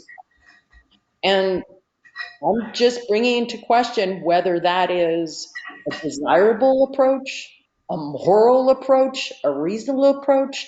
You can use a lot of words there. I don't think it's any of those things. And I think that the people that are choosing to use the legal recourse as their first choice, or even their second choice when they don't get their way, or they feel that a solution is imperfect, need to take a moment and consider their real motives. Not the motives they tell people, but their real motives. Because it's not a way to have a community that works together. And I don't see a reason we can't be a community that does that. Okay. Men, John. Susan. Right on. Just to clarify, Whoa. Susan, John had his hand up. I'm sorry. No, you can't see him, but he had his hand up. the open meeting law is not a system of punishment. The open meeting law is a system of education for the benefit of the public to make sure that there's always transparency. No one ever sues anyone when they file an open meeting law violation. And since it's impossible for local authorities often to know whether they're doing something legal or not, the Attorney General's office is there to help us. So it's kind of a shame, I heard earlier, that we won't have a presentation about the open meeting law at the all boards meeting, because I think that was something everybody wanted to do. But I think you're completely mischaracterizing the value and the purpose of the open meeting law. The open meeting law, there is no such thing as personal vendettas in the open meeting law. Anyone can file a complaint if they feel it's legitimate. And the point of it being reviewed by the AG's office is because they're the experts. And they make a determination as to whether or not there was in fact a violation. And usually when there's a violation, they recommend that the person who made the violation get some education. And the violation does not have to be intentional, in fact. The AG's office distinguishes between an unintentional violation and an intentional violation in the law. And if it's an intentional violation, that's a real problem. That means that someone can be fined $1,000 or more. But most of the time, it's not intentional. And I can virtually guarantee you that, I won't say everyone in this room has filed an open meeting law violation in the past, but almost everyone has. And so if you're going to criticize people who file open meeting law violations, I suggest you ask for a list of all those people who filed them in the last 5 years. Because it's done regularly in all towns. It's processed legally and abruptly and for the benefit of everybody by the AG's office. And if you don't follow the procedure, you never know whether or not people need to improve their understanding of the way the law works. Okay, so I've never filed. I said almost everyone. I have never filed an open meeting law complaint. And let me tell you something. Nobody said anything about you, Steve. No, I understand that. I understand, response to Susan, and actually I would prefer to hear what Susan thinks about that. You actually did file an open meeting law complaint. No, I actually did not file an I did not. This is not why I brought this up. I made a very general comment to the ceiling. I tried to explain the purpose of the AG's office. If Susan and Steve feel that we don't need an AG's office and we don't need an open meeting law, that's a different story. Listen. Don't put words in my mouth, John. You know that's not either what I said nor what I meant. But I will respond to your question since you've asked me directly, and we can have a conversation on this anytime you like, off the record as well. I absolutely think we need an open meeting law. And I do think there are times when it's reasonable to file a complaint because you think someone, I would tend to do it more when I thought someone was doing it with intent. That would be my predilection. If I was concerned about something they had done, I might go to them and say, hey, I'm not sure you should have done that. As we know, Justin has several times reached out and asked asked the AG's office whether something was an appropriate way to go about something. You don't have to just do it ex post facto. But sometimes we do something and then we find out we shouldn't have. I understand your point. It is perhaps a learning opportunity, but I think it makes sense to use that with some discretion, because if you use it for every time someone sneezes at an inappropriate moment, and I realize that's not a good example, I'm doing that intentionally, it comes across rather differently than you may intend. And I think that it can make people feel that you are being nitpicky in a way that isn't necessarily to everyone's benefit, right? Like, we all have been in situations where people were nitpicking instead of like focusing on the individual leaf and never mind the tree or the forest when there are big forest issues at hand. So yes, I think the open meeting law is important and following proper procedure is important. Sometimes I think it's more important to recognize the value of working together to solve problems than to focus on every I being dotted and every T being crossed unless there's some reason that's absolutely necessary. And sometimes it is. Okay, let me just make two comments, and we can move on or we can continue discussing it. First of all, I actually had never filed an open meeting law complaint. I did have an issue with a board member who was violating the open meeting law, in my opinion. And what I told that individual was, stop it. I know what you're doing. You're violating the open meeting law. And if you do it again, I will file an open meeting law complaint. I felt that was appropriate because I felt that's the way we did things in town. And that individual stopped what they were doing. And I did not have to file an open meeting law complaint. But here's the other thing also, the practical sense of this, okay? So I do believe it is very important to have an open meeting law, and I understand the reason for it. Back in the old days, there were a lot of backroom things going on. I understand why there's a need for the open meeting law.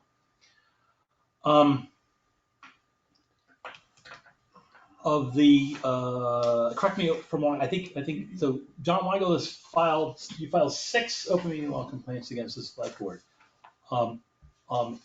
And it's been. One of them was found in violation of the law. I understand. That was the first one. They actually found a technical violation, which was fine. But here's the point: they have not yet answered the other ones, and it's been at the attorney general for it's got to be more than a year at least. And one of the reasons why they haven't been able to answer is not the complexity of it. It's because they probably have a desk piled to the ceiling with open meeting law complaints. And so what happens when you try to teach a lesson by using a product like the open meeting law, is that you're basically bogging down the attorney general's office so that they can't get to the more pressing issues, or things that are certainly more egregious. Otherwise, I think we would have already heard from them on some of them. I mean, it's been over a year. But listen, again, the point that I'm trying to make is, I understand that people need to avail themselves of the legal processes that exist both in the Commonwealth and in the government. But again, this is also just people that live in the same town. I mean, if you know, I've exceeded the speed limit on a few occasions, and I've been pulled over by state police. Okay, and more often than not, they tell me, listen, slow down. I'm not going to give you a ticket, but if I catch you again, I'm going to give you a ticket. And there is some gray area, and I know it's not, again, I know it's not sexy, but there is some gray area between, listen, don't do this don't do this anymore, and here's the reason why. I think since John addressed it, I can address John. I think John's points are very well made, but you could have done it face to face. I think. I'm making a motion that we move on to the next agenda item because I think Second. we're fair off Second. field of relevance. Fair enough. There you go, everybody. Vote to move on to the next. Second, yes. I'll vote yes. You don't even have to vote. I'll move on to the next one. Email communication of 6/17/21 from John Silbert. Yeah, I don't. thank you. I actually have a little thing I'd like to write. I was going to try and print out all of the supporting documents, but I realized that it would just be easier to email them to you guys later. So they're mentioned in here. In other words, like Justin was doing before, referring to other things. So I'll send them to you later. Okay, so we're not discussing anything. You're just going to send. No, I'm going to read a letter and then you guys can discuss it. That's the whole reason why it's on the agenda. But the supporting documents. I didn't print them out. That's all I'm saying. It's not a problem. I didn't print them out. I will email them to you as documents, as files. Okay, that's all. Okay. Okay, so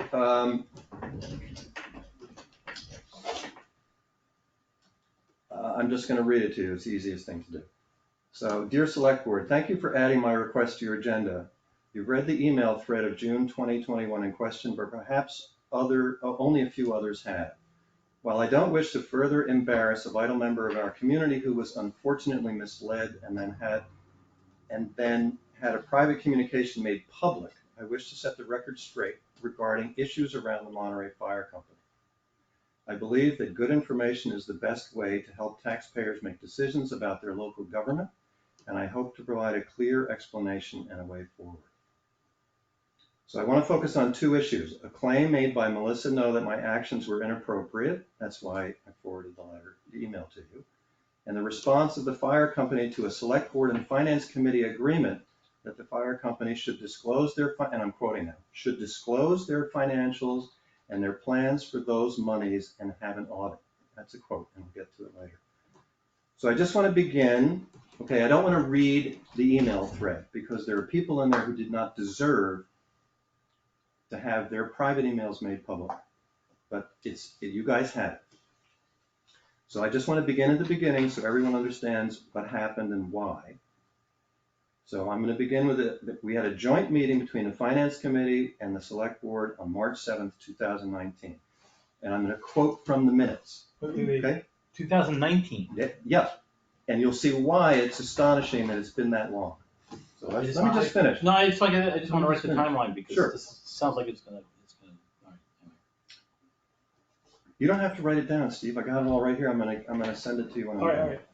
Okay, this is a quote. John had concerns with the $47,000 allocated for the fire department, utilities and facilities rental, if some of those monies were being used for capital improvements on a building not owned by the town. Discussion ensued about the various ways this could be adjusted going forward. Wait, so when you say John, you're talking about yourself? I'm just quoting from the minutes. If something says, there's two Johns here, so I just want to make sure. Oh, yeah. Well, John wasn't on any boards then. He wasn't on the finance committee. Okay, so the minutes do not state specifically, but, quote, discussion ensued about the various ways this could be adjusted going forward included my proposal to reinstate training pay and a separate capital appropriation for the firehouse because it was unfair and possibly even illegal to require the fire department members to donate their training pay toward making capital improvements to the firehouse as they have been made to do in recent years. I suggested we return to the original arrangement in which taxpayers supported both paying for training and subsidizing capital improvements for the firehouse, okay? And at the end of each one of these sections, I've listed the minutes, and I'll send them to you. All right, 2, once the boards reestablished appropriation requests for both fire department member training and capital improvements to the firehouse, we wanted to make sure the Monterey Fire Company was in compliance with the law so that we could offer taxpayer dollars to the charity again, rather than having the members sacrifice their training pay. This is reflected in the Finance Committee minutes of March 27, 2019. And I'm just going to quote, it says, Fire Department, Fire Company Ltd, charitable organization, tax filings were reviewed, recommendations will be passed on to the fire chief. So that was a meeting between me and Rebecca and George in which we reviewed the filings we had. All right, on April 1st, Melissa No emailed me the following, quote, do you have any availability tomorrow, Tuesday, to sit down with Ken, Sean, and myself to talk about the fire company issues you brought up at last Wednesday's meeting? So what had happened was actually after the meeting, Sean and Melissa and I talked about some of the potential out of compliance issues with the fire company's returns. And we all agreed to sit down and have a chat about it. So we met on April 3rd to discuss the issues regarding the fire company's filings with the IRS and the state, and also with the assessors. And later that same day, I sent along a recommendation for an accountant for the fire company and an attorney if they wanted to review their bylaws. At that meeting, we also discussed many of the issues in the 990 filings that were not correct. And Sean and Melissa, and Sean was very gracious and said, yep, got to fix this, got to fix that. I know we have issues. Thank you very much. It was a very productive cooperative meeting. Excuse me if I'm mischaracterizing. This is still a meeting that's taking place in 2019. He's just listening. Yeah, don't worry about it, Steve. No, I'm just gonna, yes, exactly. Okay. On April 18th, the Finance Committee discussed the following up with the assessors. And again, I'm going to quote from the minutes, so there's no hearsay here. Monterey Fire Company Ltd, Form 3ABC discussed. John will visit assessors on Saturday for update on the Monterey Fire Company Ltd's 501c3 status and submission of Form 3ABC to qualify for property tax exemption on the firehouse and pavilion. That's from our minutes created by George. Okay, so what we discovered when we went to the assessors was that the fire company had never filed a 3ABC, which is a requirement for charities to receive a tax abatement, and we brought this to the attention of the select board. In 2019? Yes. Okay, on April 26th, after we'd all discussed it, we had legal opinions, Jeremiah chimed in, the select board met to talk about it. The select board checked with the assessors. We all agreed that we have to make sure that charities, particularly those in town that we give tax dollars to, are filing their 3ABCs because otherwise technically they can't get an abatement. Okay, so I left all that out, but it's all available if you want. Okay, on April 26th, satisfied that the fire company was committed to making sure it was in compliance with the AG Charities Division and the Monterey Assessors, the Finance Committee voted the following, and I'm going to quote from the minutes. Fire Department, motion made and unanimously approved to restore training pay in the amount of $30,000 and to offer a special article in the amount of $30,000 for capital improvements to the firehouse. In other words, we all agreed that we were going to fix the problems and we were going to move forward and we were going to no longer cheat the fire department. And we were going to give them both the money for training and the money for capital improvements. Who's we agreed? The Finance Committee and the Select Board, and Sean, and everyone. All right. Okay. So on March 2nd, okay, so now. I thought it was April. No. That was April. Yeah, now we're in May. I'm sorry, I skipped one. Thank you for reminding me today. On May 28th, the fire company submitted its 2018 Form 3ABC to the assessors. It incorrectly listed its total assets in Part C and incorrectly listed the real estate holdings in Part D. Okay, so who made the determination? I forgot who made the determination that they incorrectly. The assessors did. Okay, so let's jump to March 7th, 2020. But So they we, they accepted them. They accepted everything that I submitted, so. yeah, but it doesn't mean it's correct. I'm not laying blame on anybody. I'm just stating for the record that they're incorrect. They But that's- accepted it. but so there's. Can I just finish? I'm sorry, I'm happy to discuss this. I'm reading a statement, I'd like to finish it. On March 7th, 2020, nearly a year later, during the next budget cycle, the Monterey Fire Company submitted its 2019 Form 3 ABC to the assessors. Again, it incorrectly listed its total assets in Part C and incorrectly listed its real estate holdings in Part D. Okay, 2 days later, George Kane, Finance Committee Chair, reported the following note from Melissa No regarding the status of the fire company's compliance with the law. Again, this is a quote from Melissa to George. I spoke with the state today about the fire company's 990 filing for 2018. She admitted that they are just now getting to the filing sent in from November and did not see a filing for Monterey. But that's not to say it couldn't be there. Regardless, Sean is refiling another copy today, which he came in and showed me, and is headed to the post office with it right now. Okay. On March 12th, the select board met with the finance committee to discuss FY21 budget items. Okay. Item 12 reads as follows, quote, fire company capital request. The fire company has again requested $30,000 for the capital improvements that have been made to date, total of approximately $240,000, of which we have paid $90,000. All agreed that in order to receive any future monies for future projects, there should be detailed terms, how the money is being spent and if it is being spent appropriately, and if the fire company should disclose their financials and plans for those monies and have an audit. Okay, I'm going to repeat the last part again. All agreed that the fire company should disclose their financials and their plans for those monies and have an audit. Who's all agreed? The select board and the finance committee. Okay. So we've all agreed that we need to be on board. Let me finish. On November 4th, 5th, and 30th, the Finance Committee sent emails and then a registered letter requesting the Monterey Fire Company disclose its annual filings as per IRS and state law, and as per the Select Board and Finance Committee. And I've attached them. And for your information, I'll just quote part of the law. A tax-exempt organization must make the applicable documents available for public inspection at its principal, regional, or district office during regular business hours.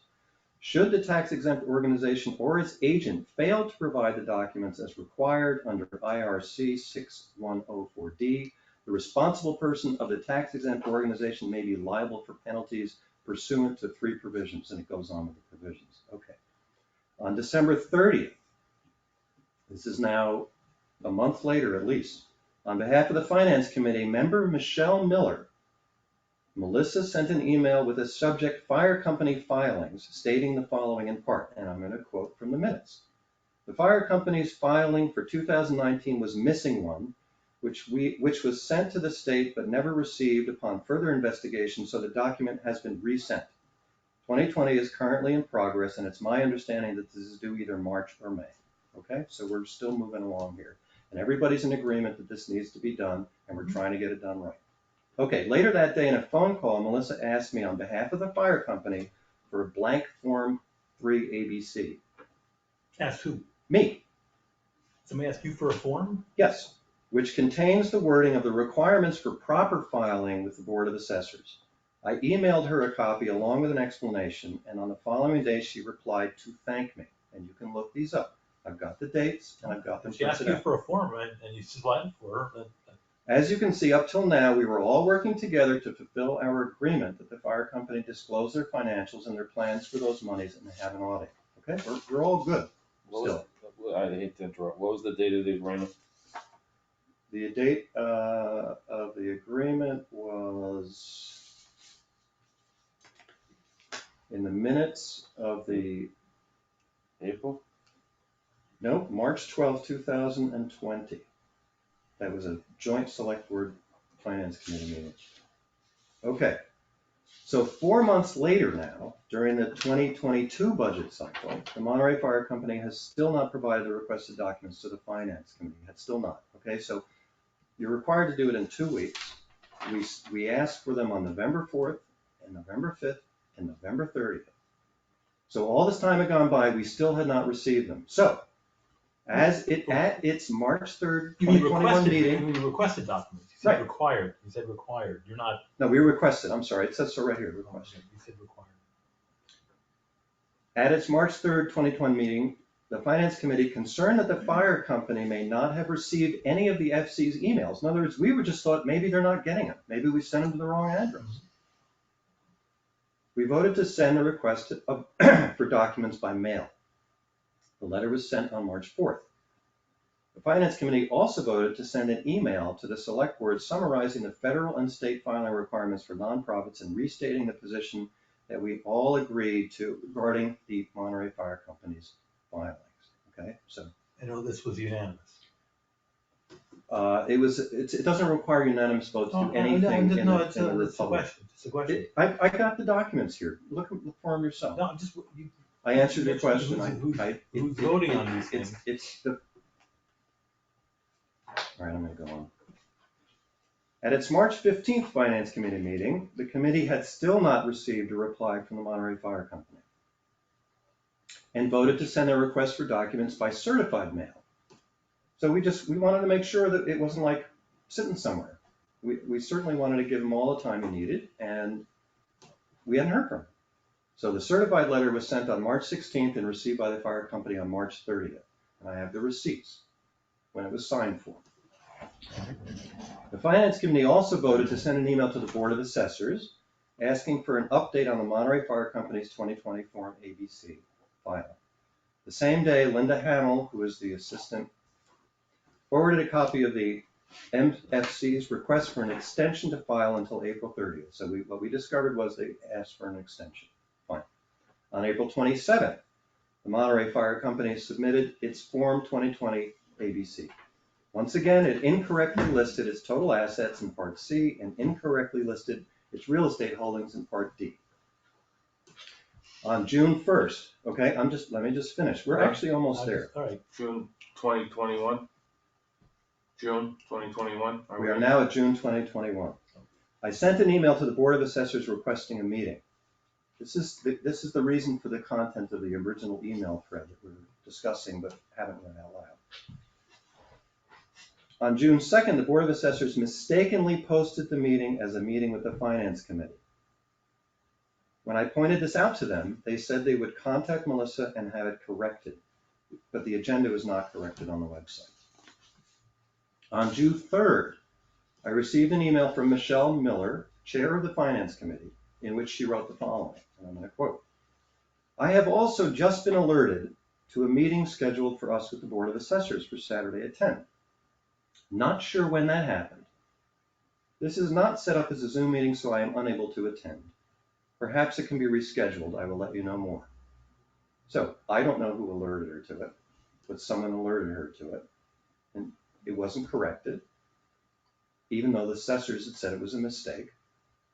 And on June 4th, and we haven't even had the meeting yet, on June 4th, I received another email from Michelle Miller stating the following, quote, I have spoken to Don Clausen and Scott Steibel of the Board of Assessors.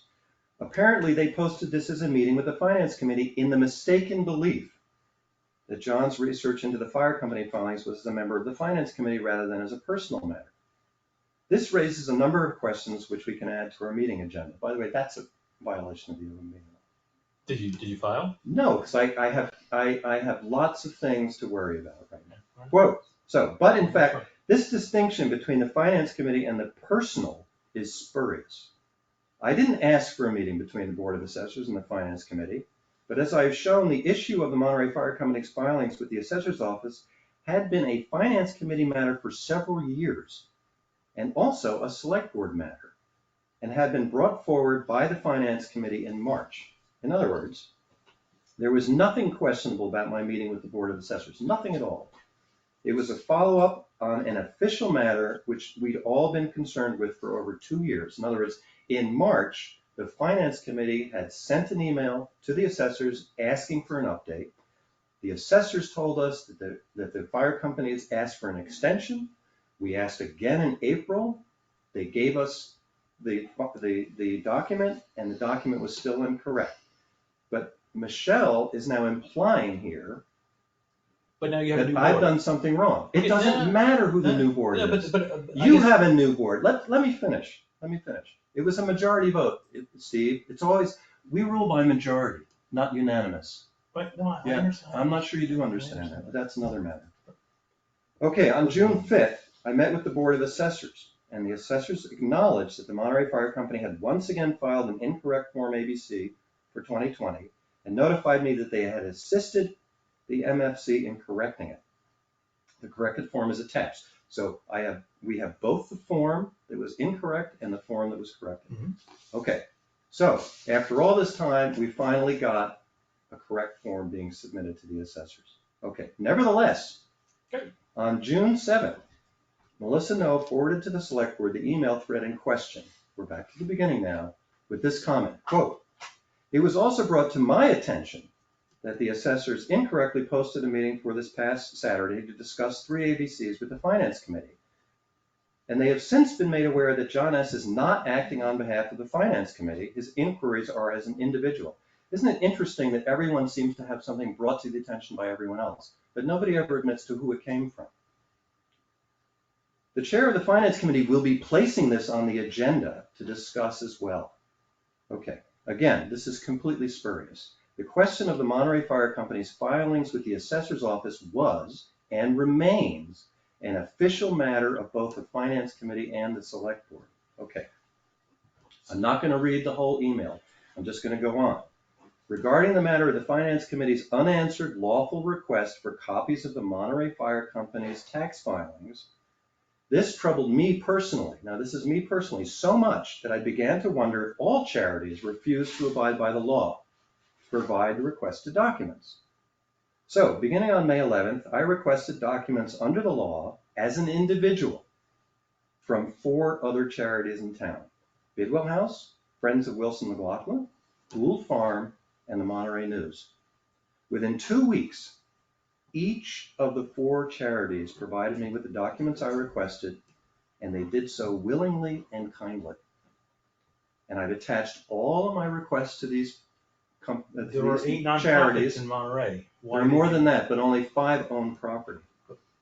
So they all, let me just finish. It's not confusing. They No, all I'm provided the just- documents 'cause- after I requested. Because it sounds like there's 2 different stories here. No, I mean, there's many different no, stories. I'm saying like the fire department documents, and now we're on to this, this crusade. No, it's completely, I'm sorry, what did you call it? I call it a crusade. Okay, thank you. I just want that noted. So what document, doctrine, Yeah. so what doctrine, right? Okay, as of today, August It's 4th, saving so what? 2021, the Finance Committee's request sent by a certified letter and received on March 30th has still not been answered.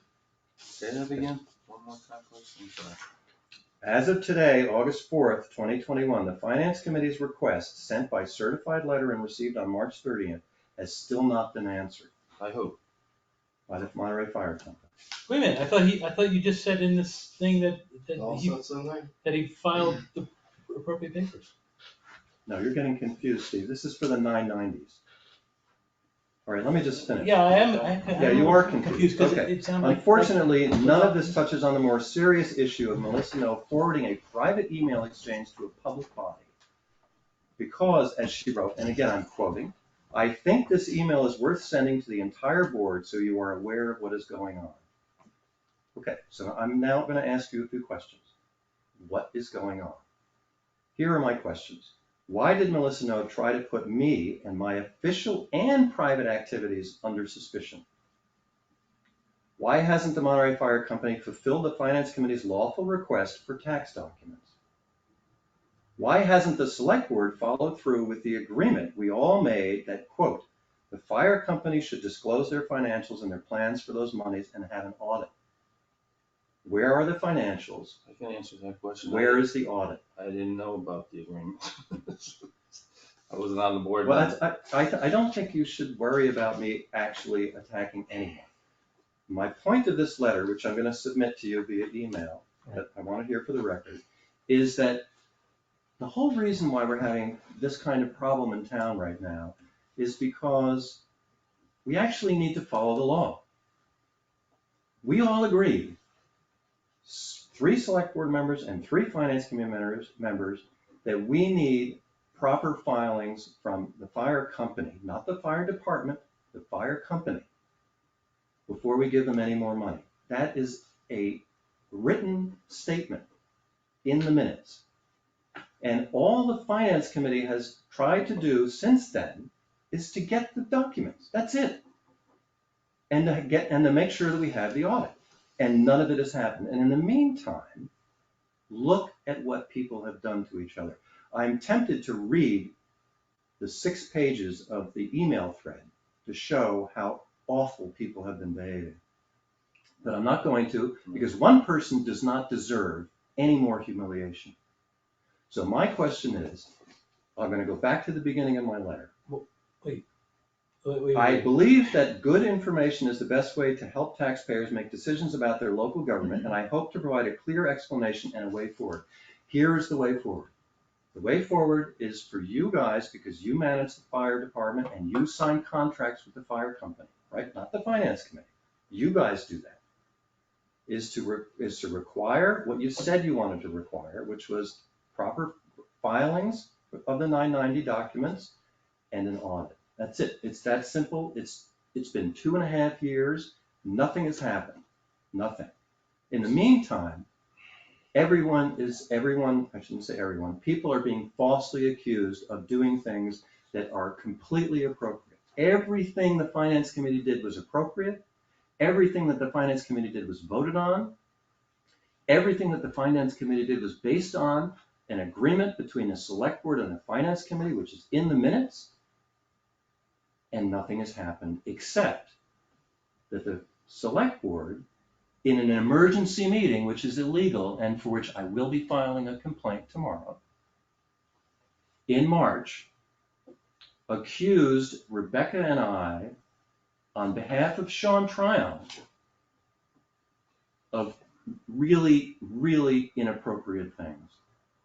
And we're going to take that up at another time. But right now, I'd like to see all of this go away. The opportunity is really simple. It's really simple. Get the documents, get the audit, and let's all support the fire company at the next annual town meeting when they ask for another $30,000, which was my idea, which I've always supported and which I always will. Okay. Okay, Are we that's done? it. Are we done? That's it. All right.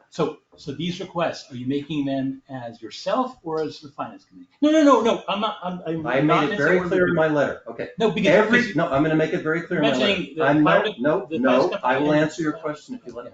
Sure.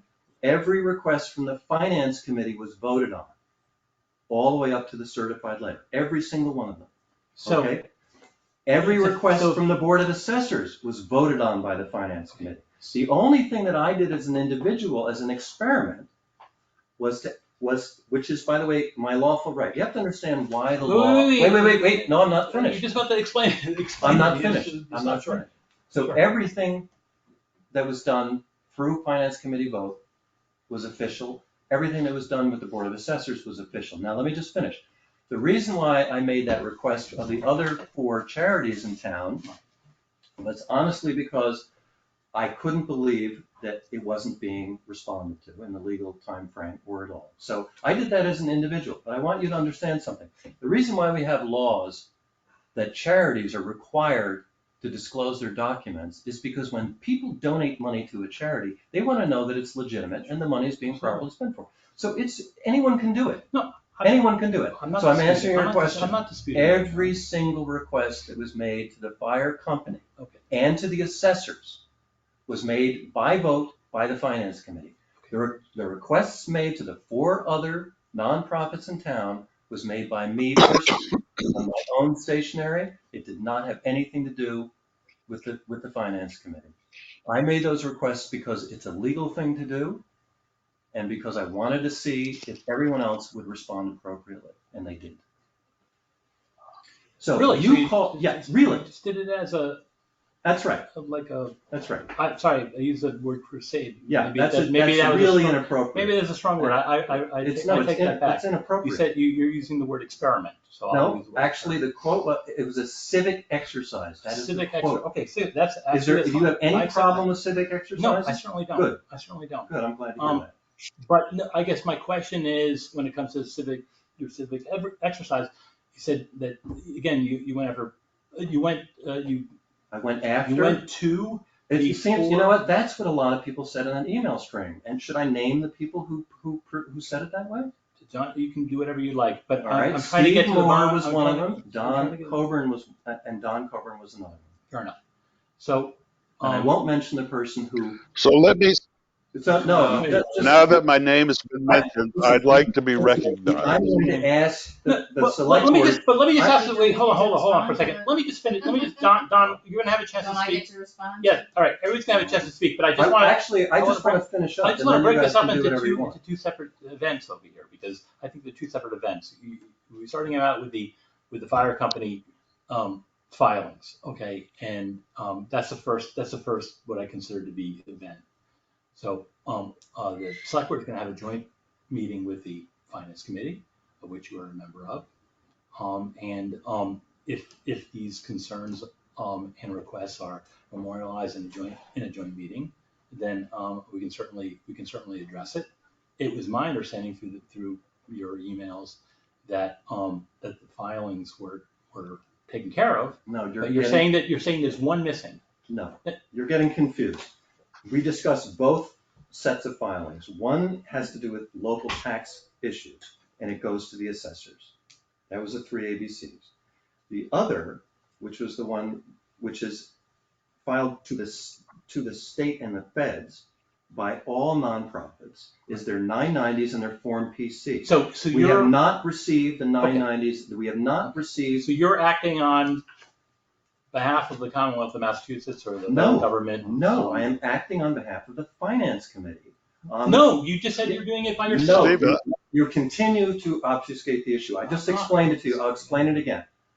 All requests for filings from the fire company were made by the Finance Committee at a vote. The only thing I did personally was to check with other charities to see if they were going to abide by the law. Okay. Now that leads me to the second one, because and this is really Stephen, I'd like to be recognized. All right, Don, 1 second, because I want to understand. I want to understand if we have 8 charities and no, you who only said we have 8 charities? All right, maybe we have 9, but you're only Hume owns property. They're not. No, I'm sorry, Steve. You don't know what you're talking about. Hume has a religious exemption. They don't file. They don't file? No. They don't file any tax documents? No. They're not required to file any tax documents? No. I take issue with that. Go ahead. Okay. Because haven't you ever heard of the religious exemption? Of course I've heard of a religious exemption. We're right in the middle of it here in Monterey. They're not, but they're still not exempt. They are exempt. If they are exempt, they don't have to file. Could we have an orderly meeting here? Done. Could we have you? So yeah, John has been speaking. Here's what I'd like to do. Here's what I'd like to do. I would like to suggest. I would like to be heard. I thought I will give you your time, Don. That the select board resolve this entire issue by asking the fire company to provide their documents because it's legally required, and to get an audit, because they've never been audited, and we're giving them tax dollars, and we deserve to know that everything is above board. Gotcha. Okay. Okay, that's it. All right, done. That's it. Done. Mr. Coburn? Thank you.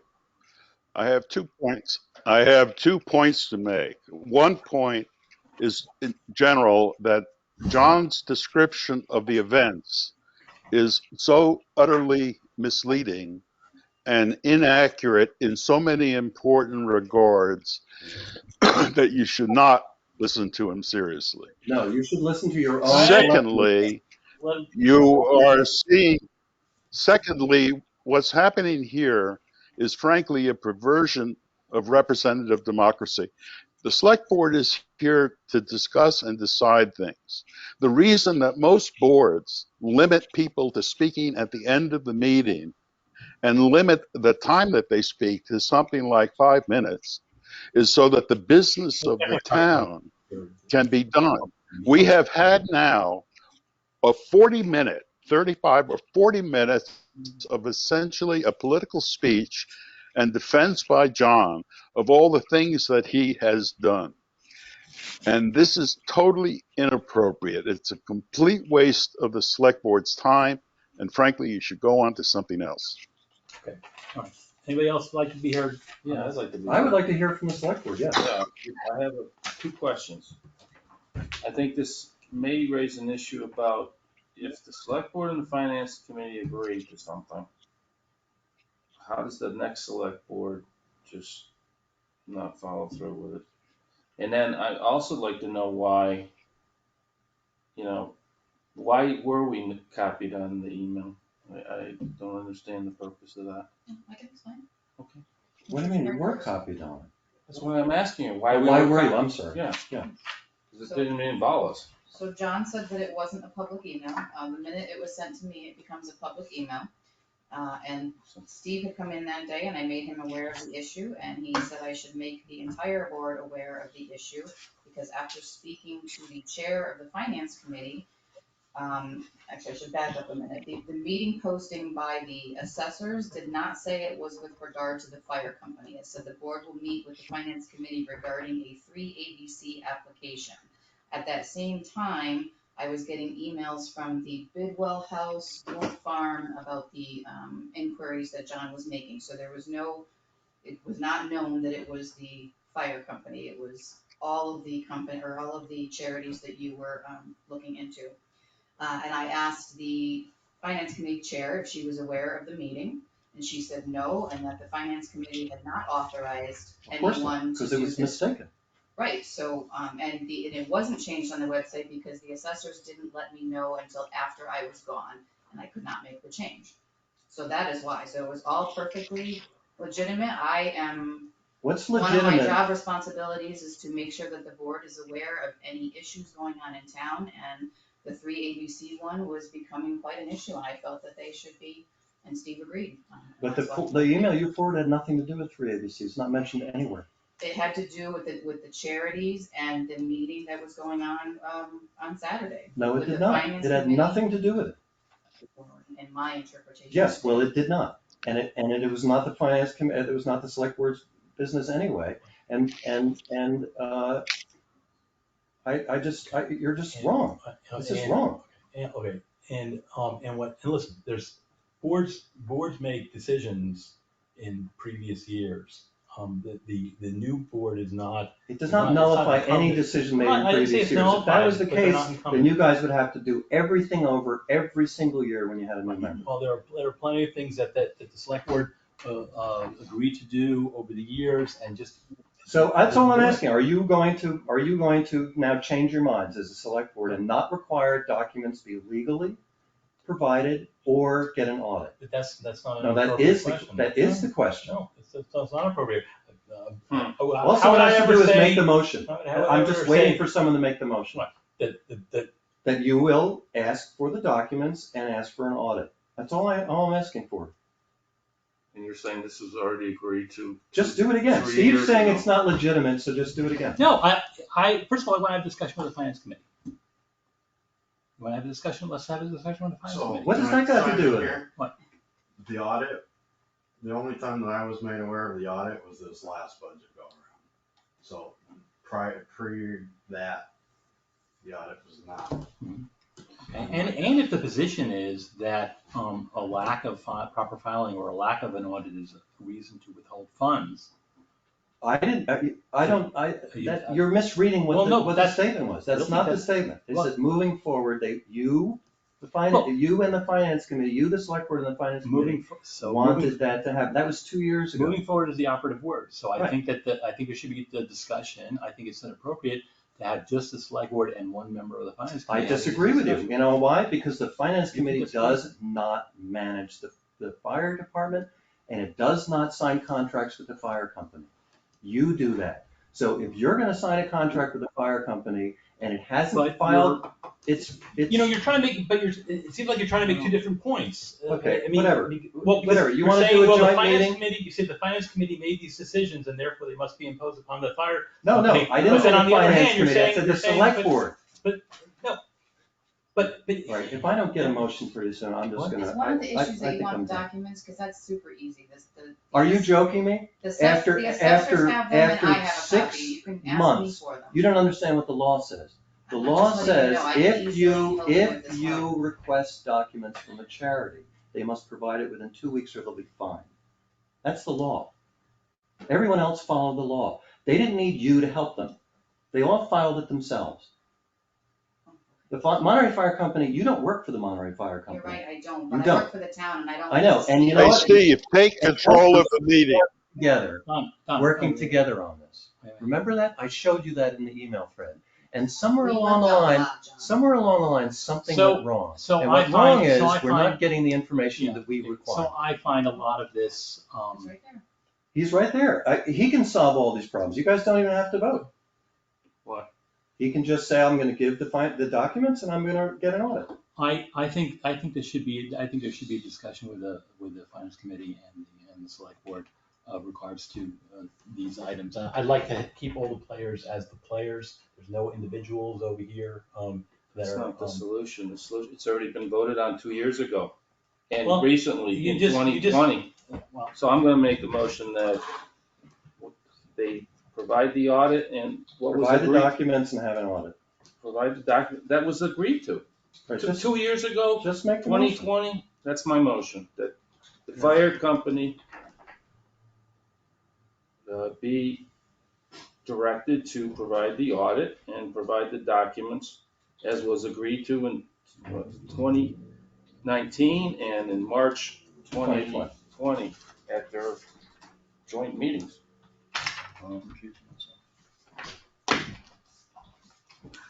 I don't think you need to recruit yourself, Justin. Based on talking with the attorney today, So, he seemed like if there was some uncertainty as to any financial situation that I would gain from the outcome of a vote. You wouldn't. It's a lease. But if the lease is not approved, my position within the fire department may Justin, change. So he's a smart guy, but you don't have to answer to him. You're also, just making you're a member of the making fire a point. company. It's a good question, and I'm a member of the fire company. So maybe you should ask your you're the president of the company. why So they're the not providing motion documents. fails. So I'm closing down the fire company. Everybody else has got to put out their own. That's it. So They you see, they provide the appropriate paperwork. That's it. see, so once again, Done. once again, No, you're no. completely trying to avoid the issue. I'm not trying to avoid the issue at all. Yeah, you are, and you're I just wanna make minimizing it, sure- and you're making, you want You know want what, to John? make it sound ridiculous that a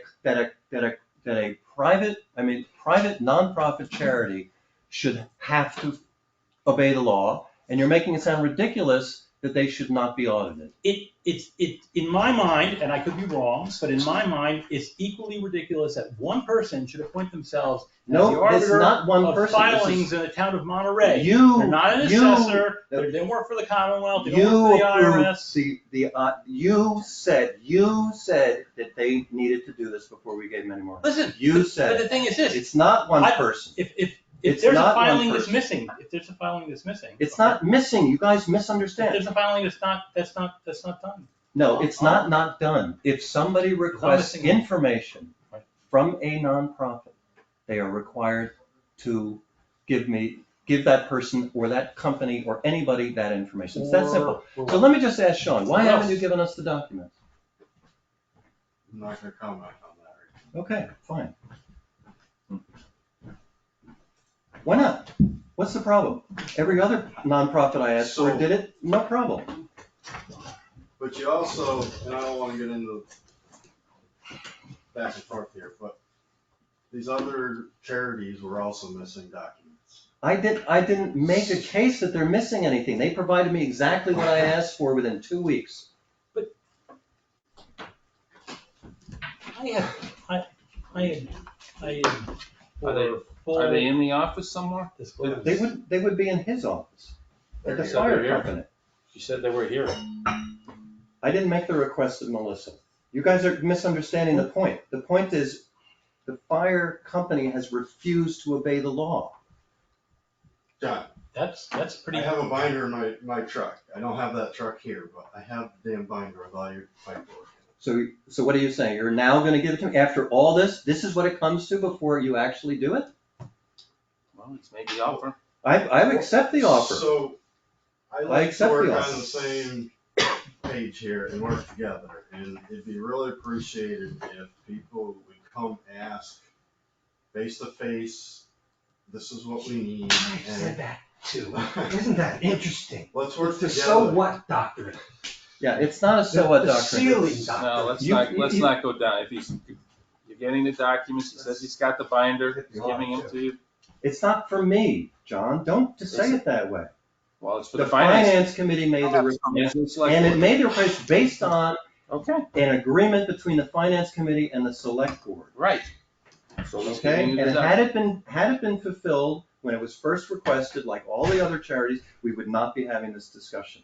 We still don't have an audit. Steve, I'm sorry. Somebody have their hand up? this is Hillel. Hi, hello. We listened to more than 45 minutes of this. You seem so high-handed. You seem so condescending. How many times, I'm going to get to the tape recording, how many times nobody understood what you were trying to say?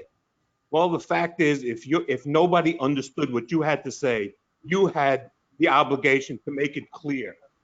This has Well, I made been it eminently clear I'm repeatedly. talking right now. Don't interrupt me. Get Justin back in This here. has been a witch hunt, and get off of it. The town does not support the fire company or the fire department so much that it should be such a big stink. $60,000 on a $4.5 million budget is pennies. This is penny ante nonsense. And stop being so holier than thou.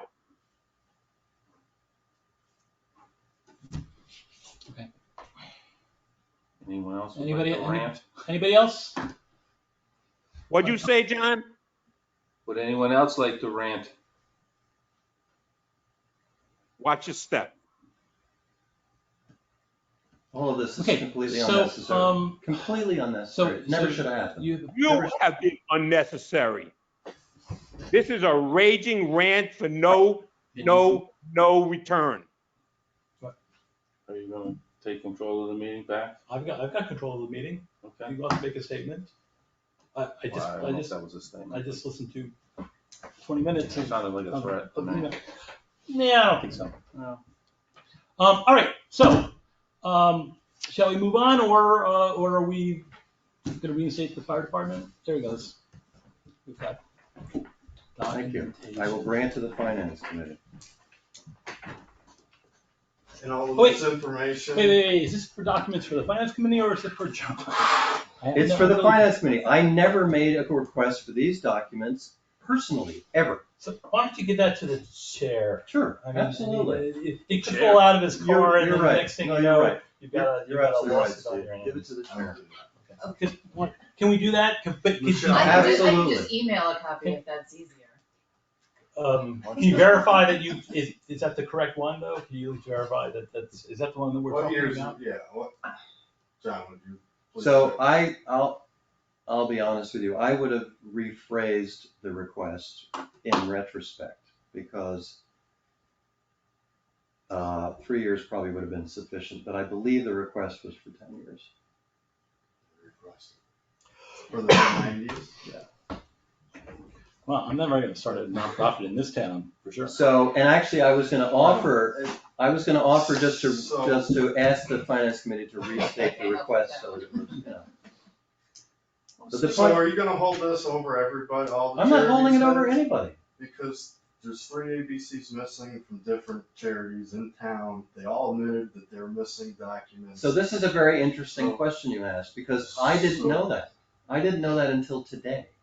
So you're Someone else- chastising me and the fire company. No, not at all. and- We don't give them and- tax dollars. And. We only give you tax dollars.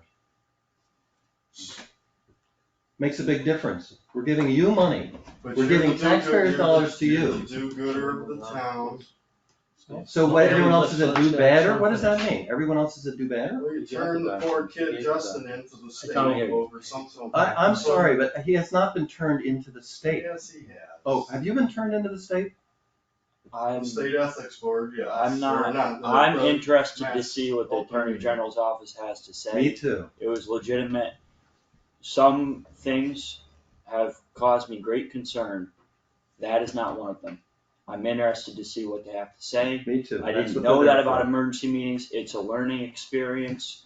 No hard feelings against anyone. Fair enough. Okay. I'm not Just move. punished by an open meeting law complaint Alright, being I'm filed. gonna- You're not getting anywhere. Let's try to see if we can get. did finally get somewhere. What? I said we did finally get somewhere. Okay, great. Done. All right, very good.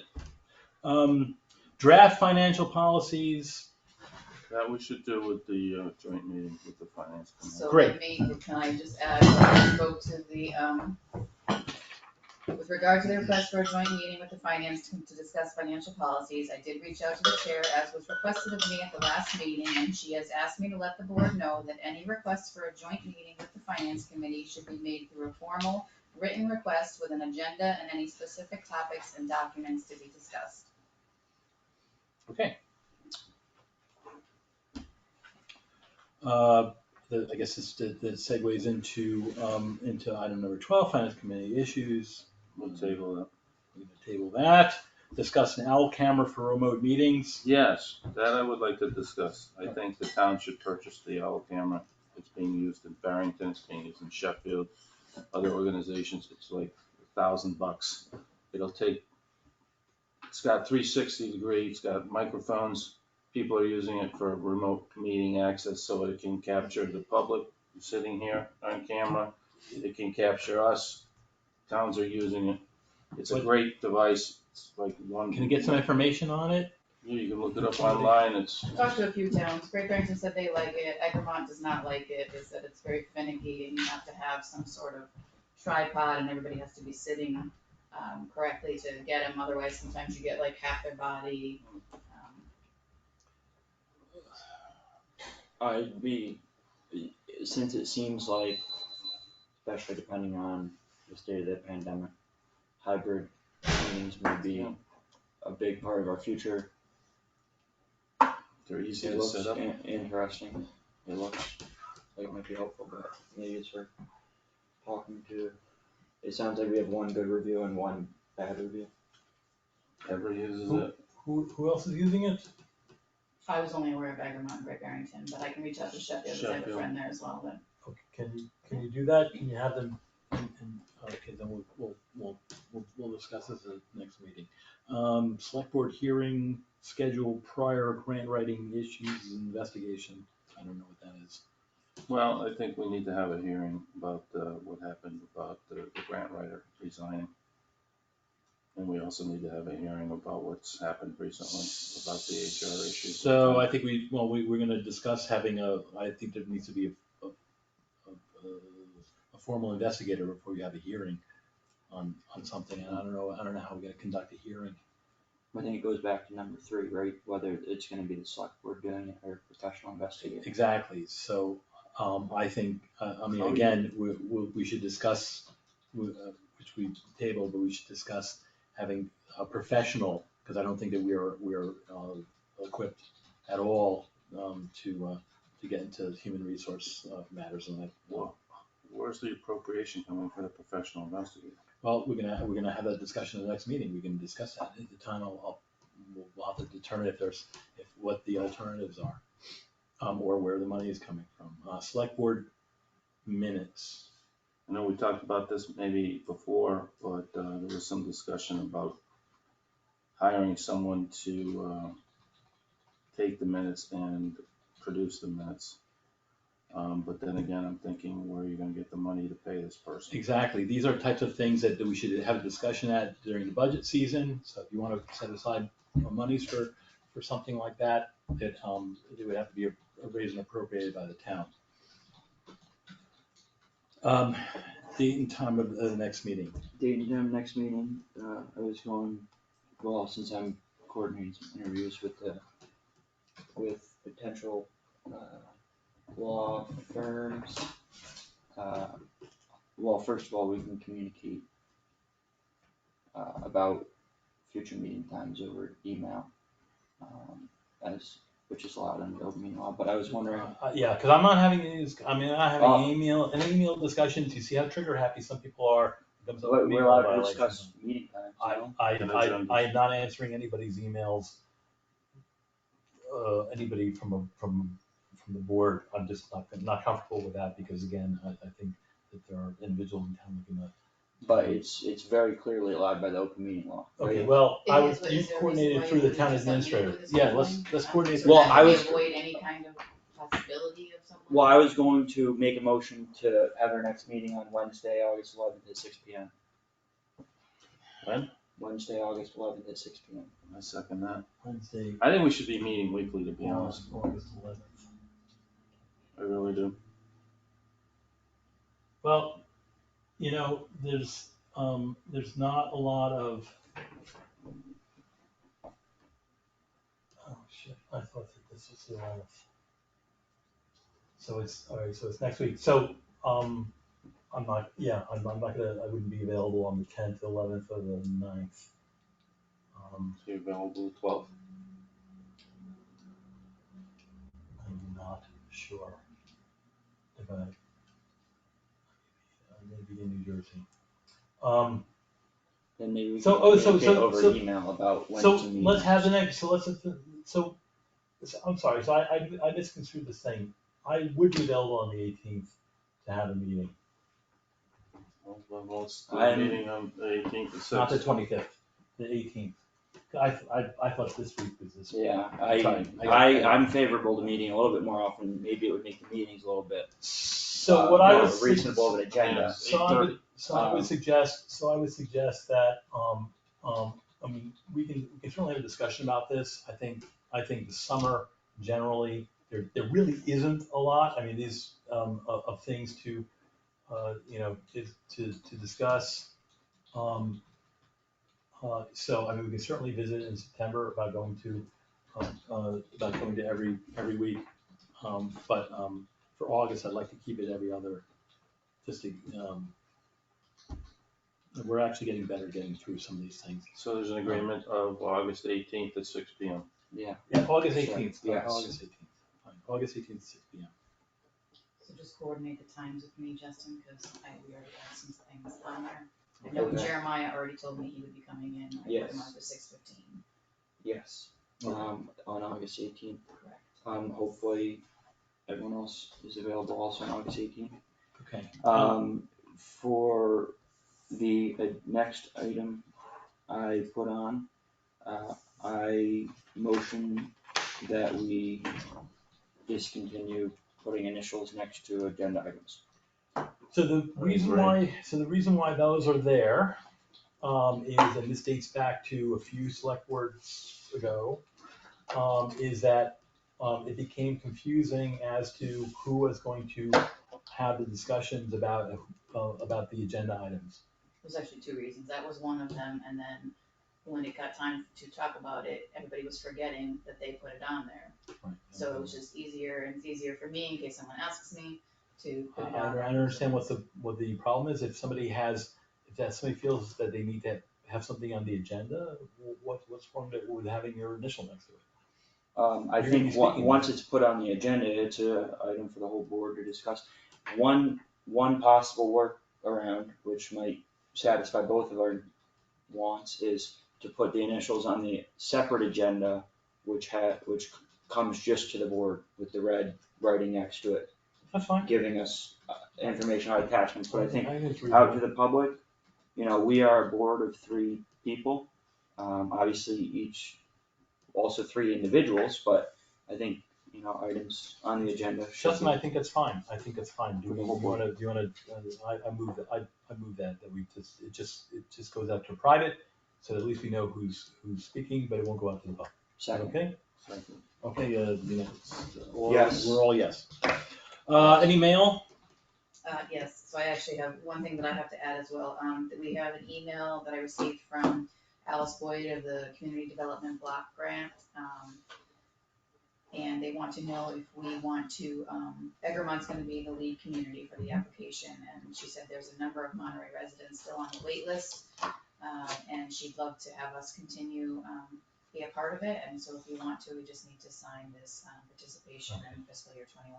If there's anything this board, you do on this board that makes any sense, it is the continuation of this program. This program has personally rebuilt people's houses who just didn't have the wherewithal to do so. Can we sign it with it not being on the agenda?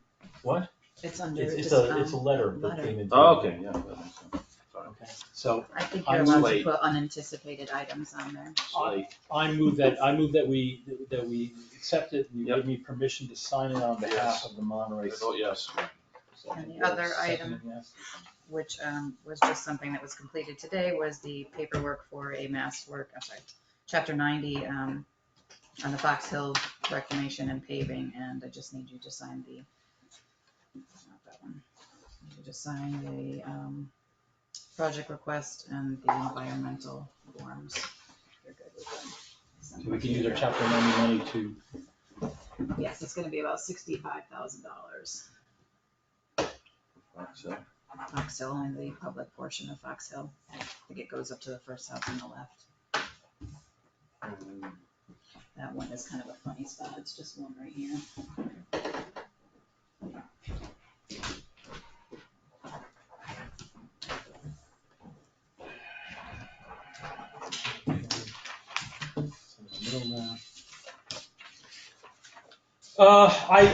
I move to table number 19, review of select board rules, policies and procedures draft.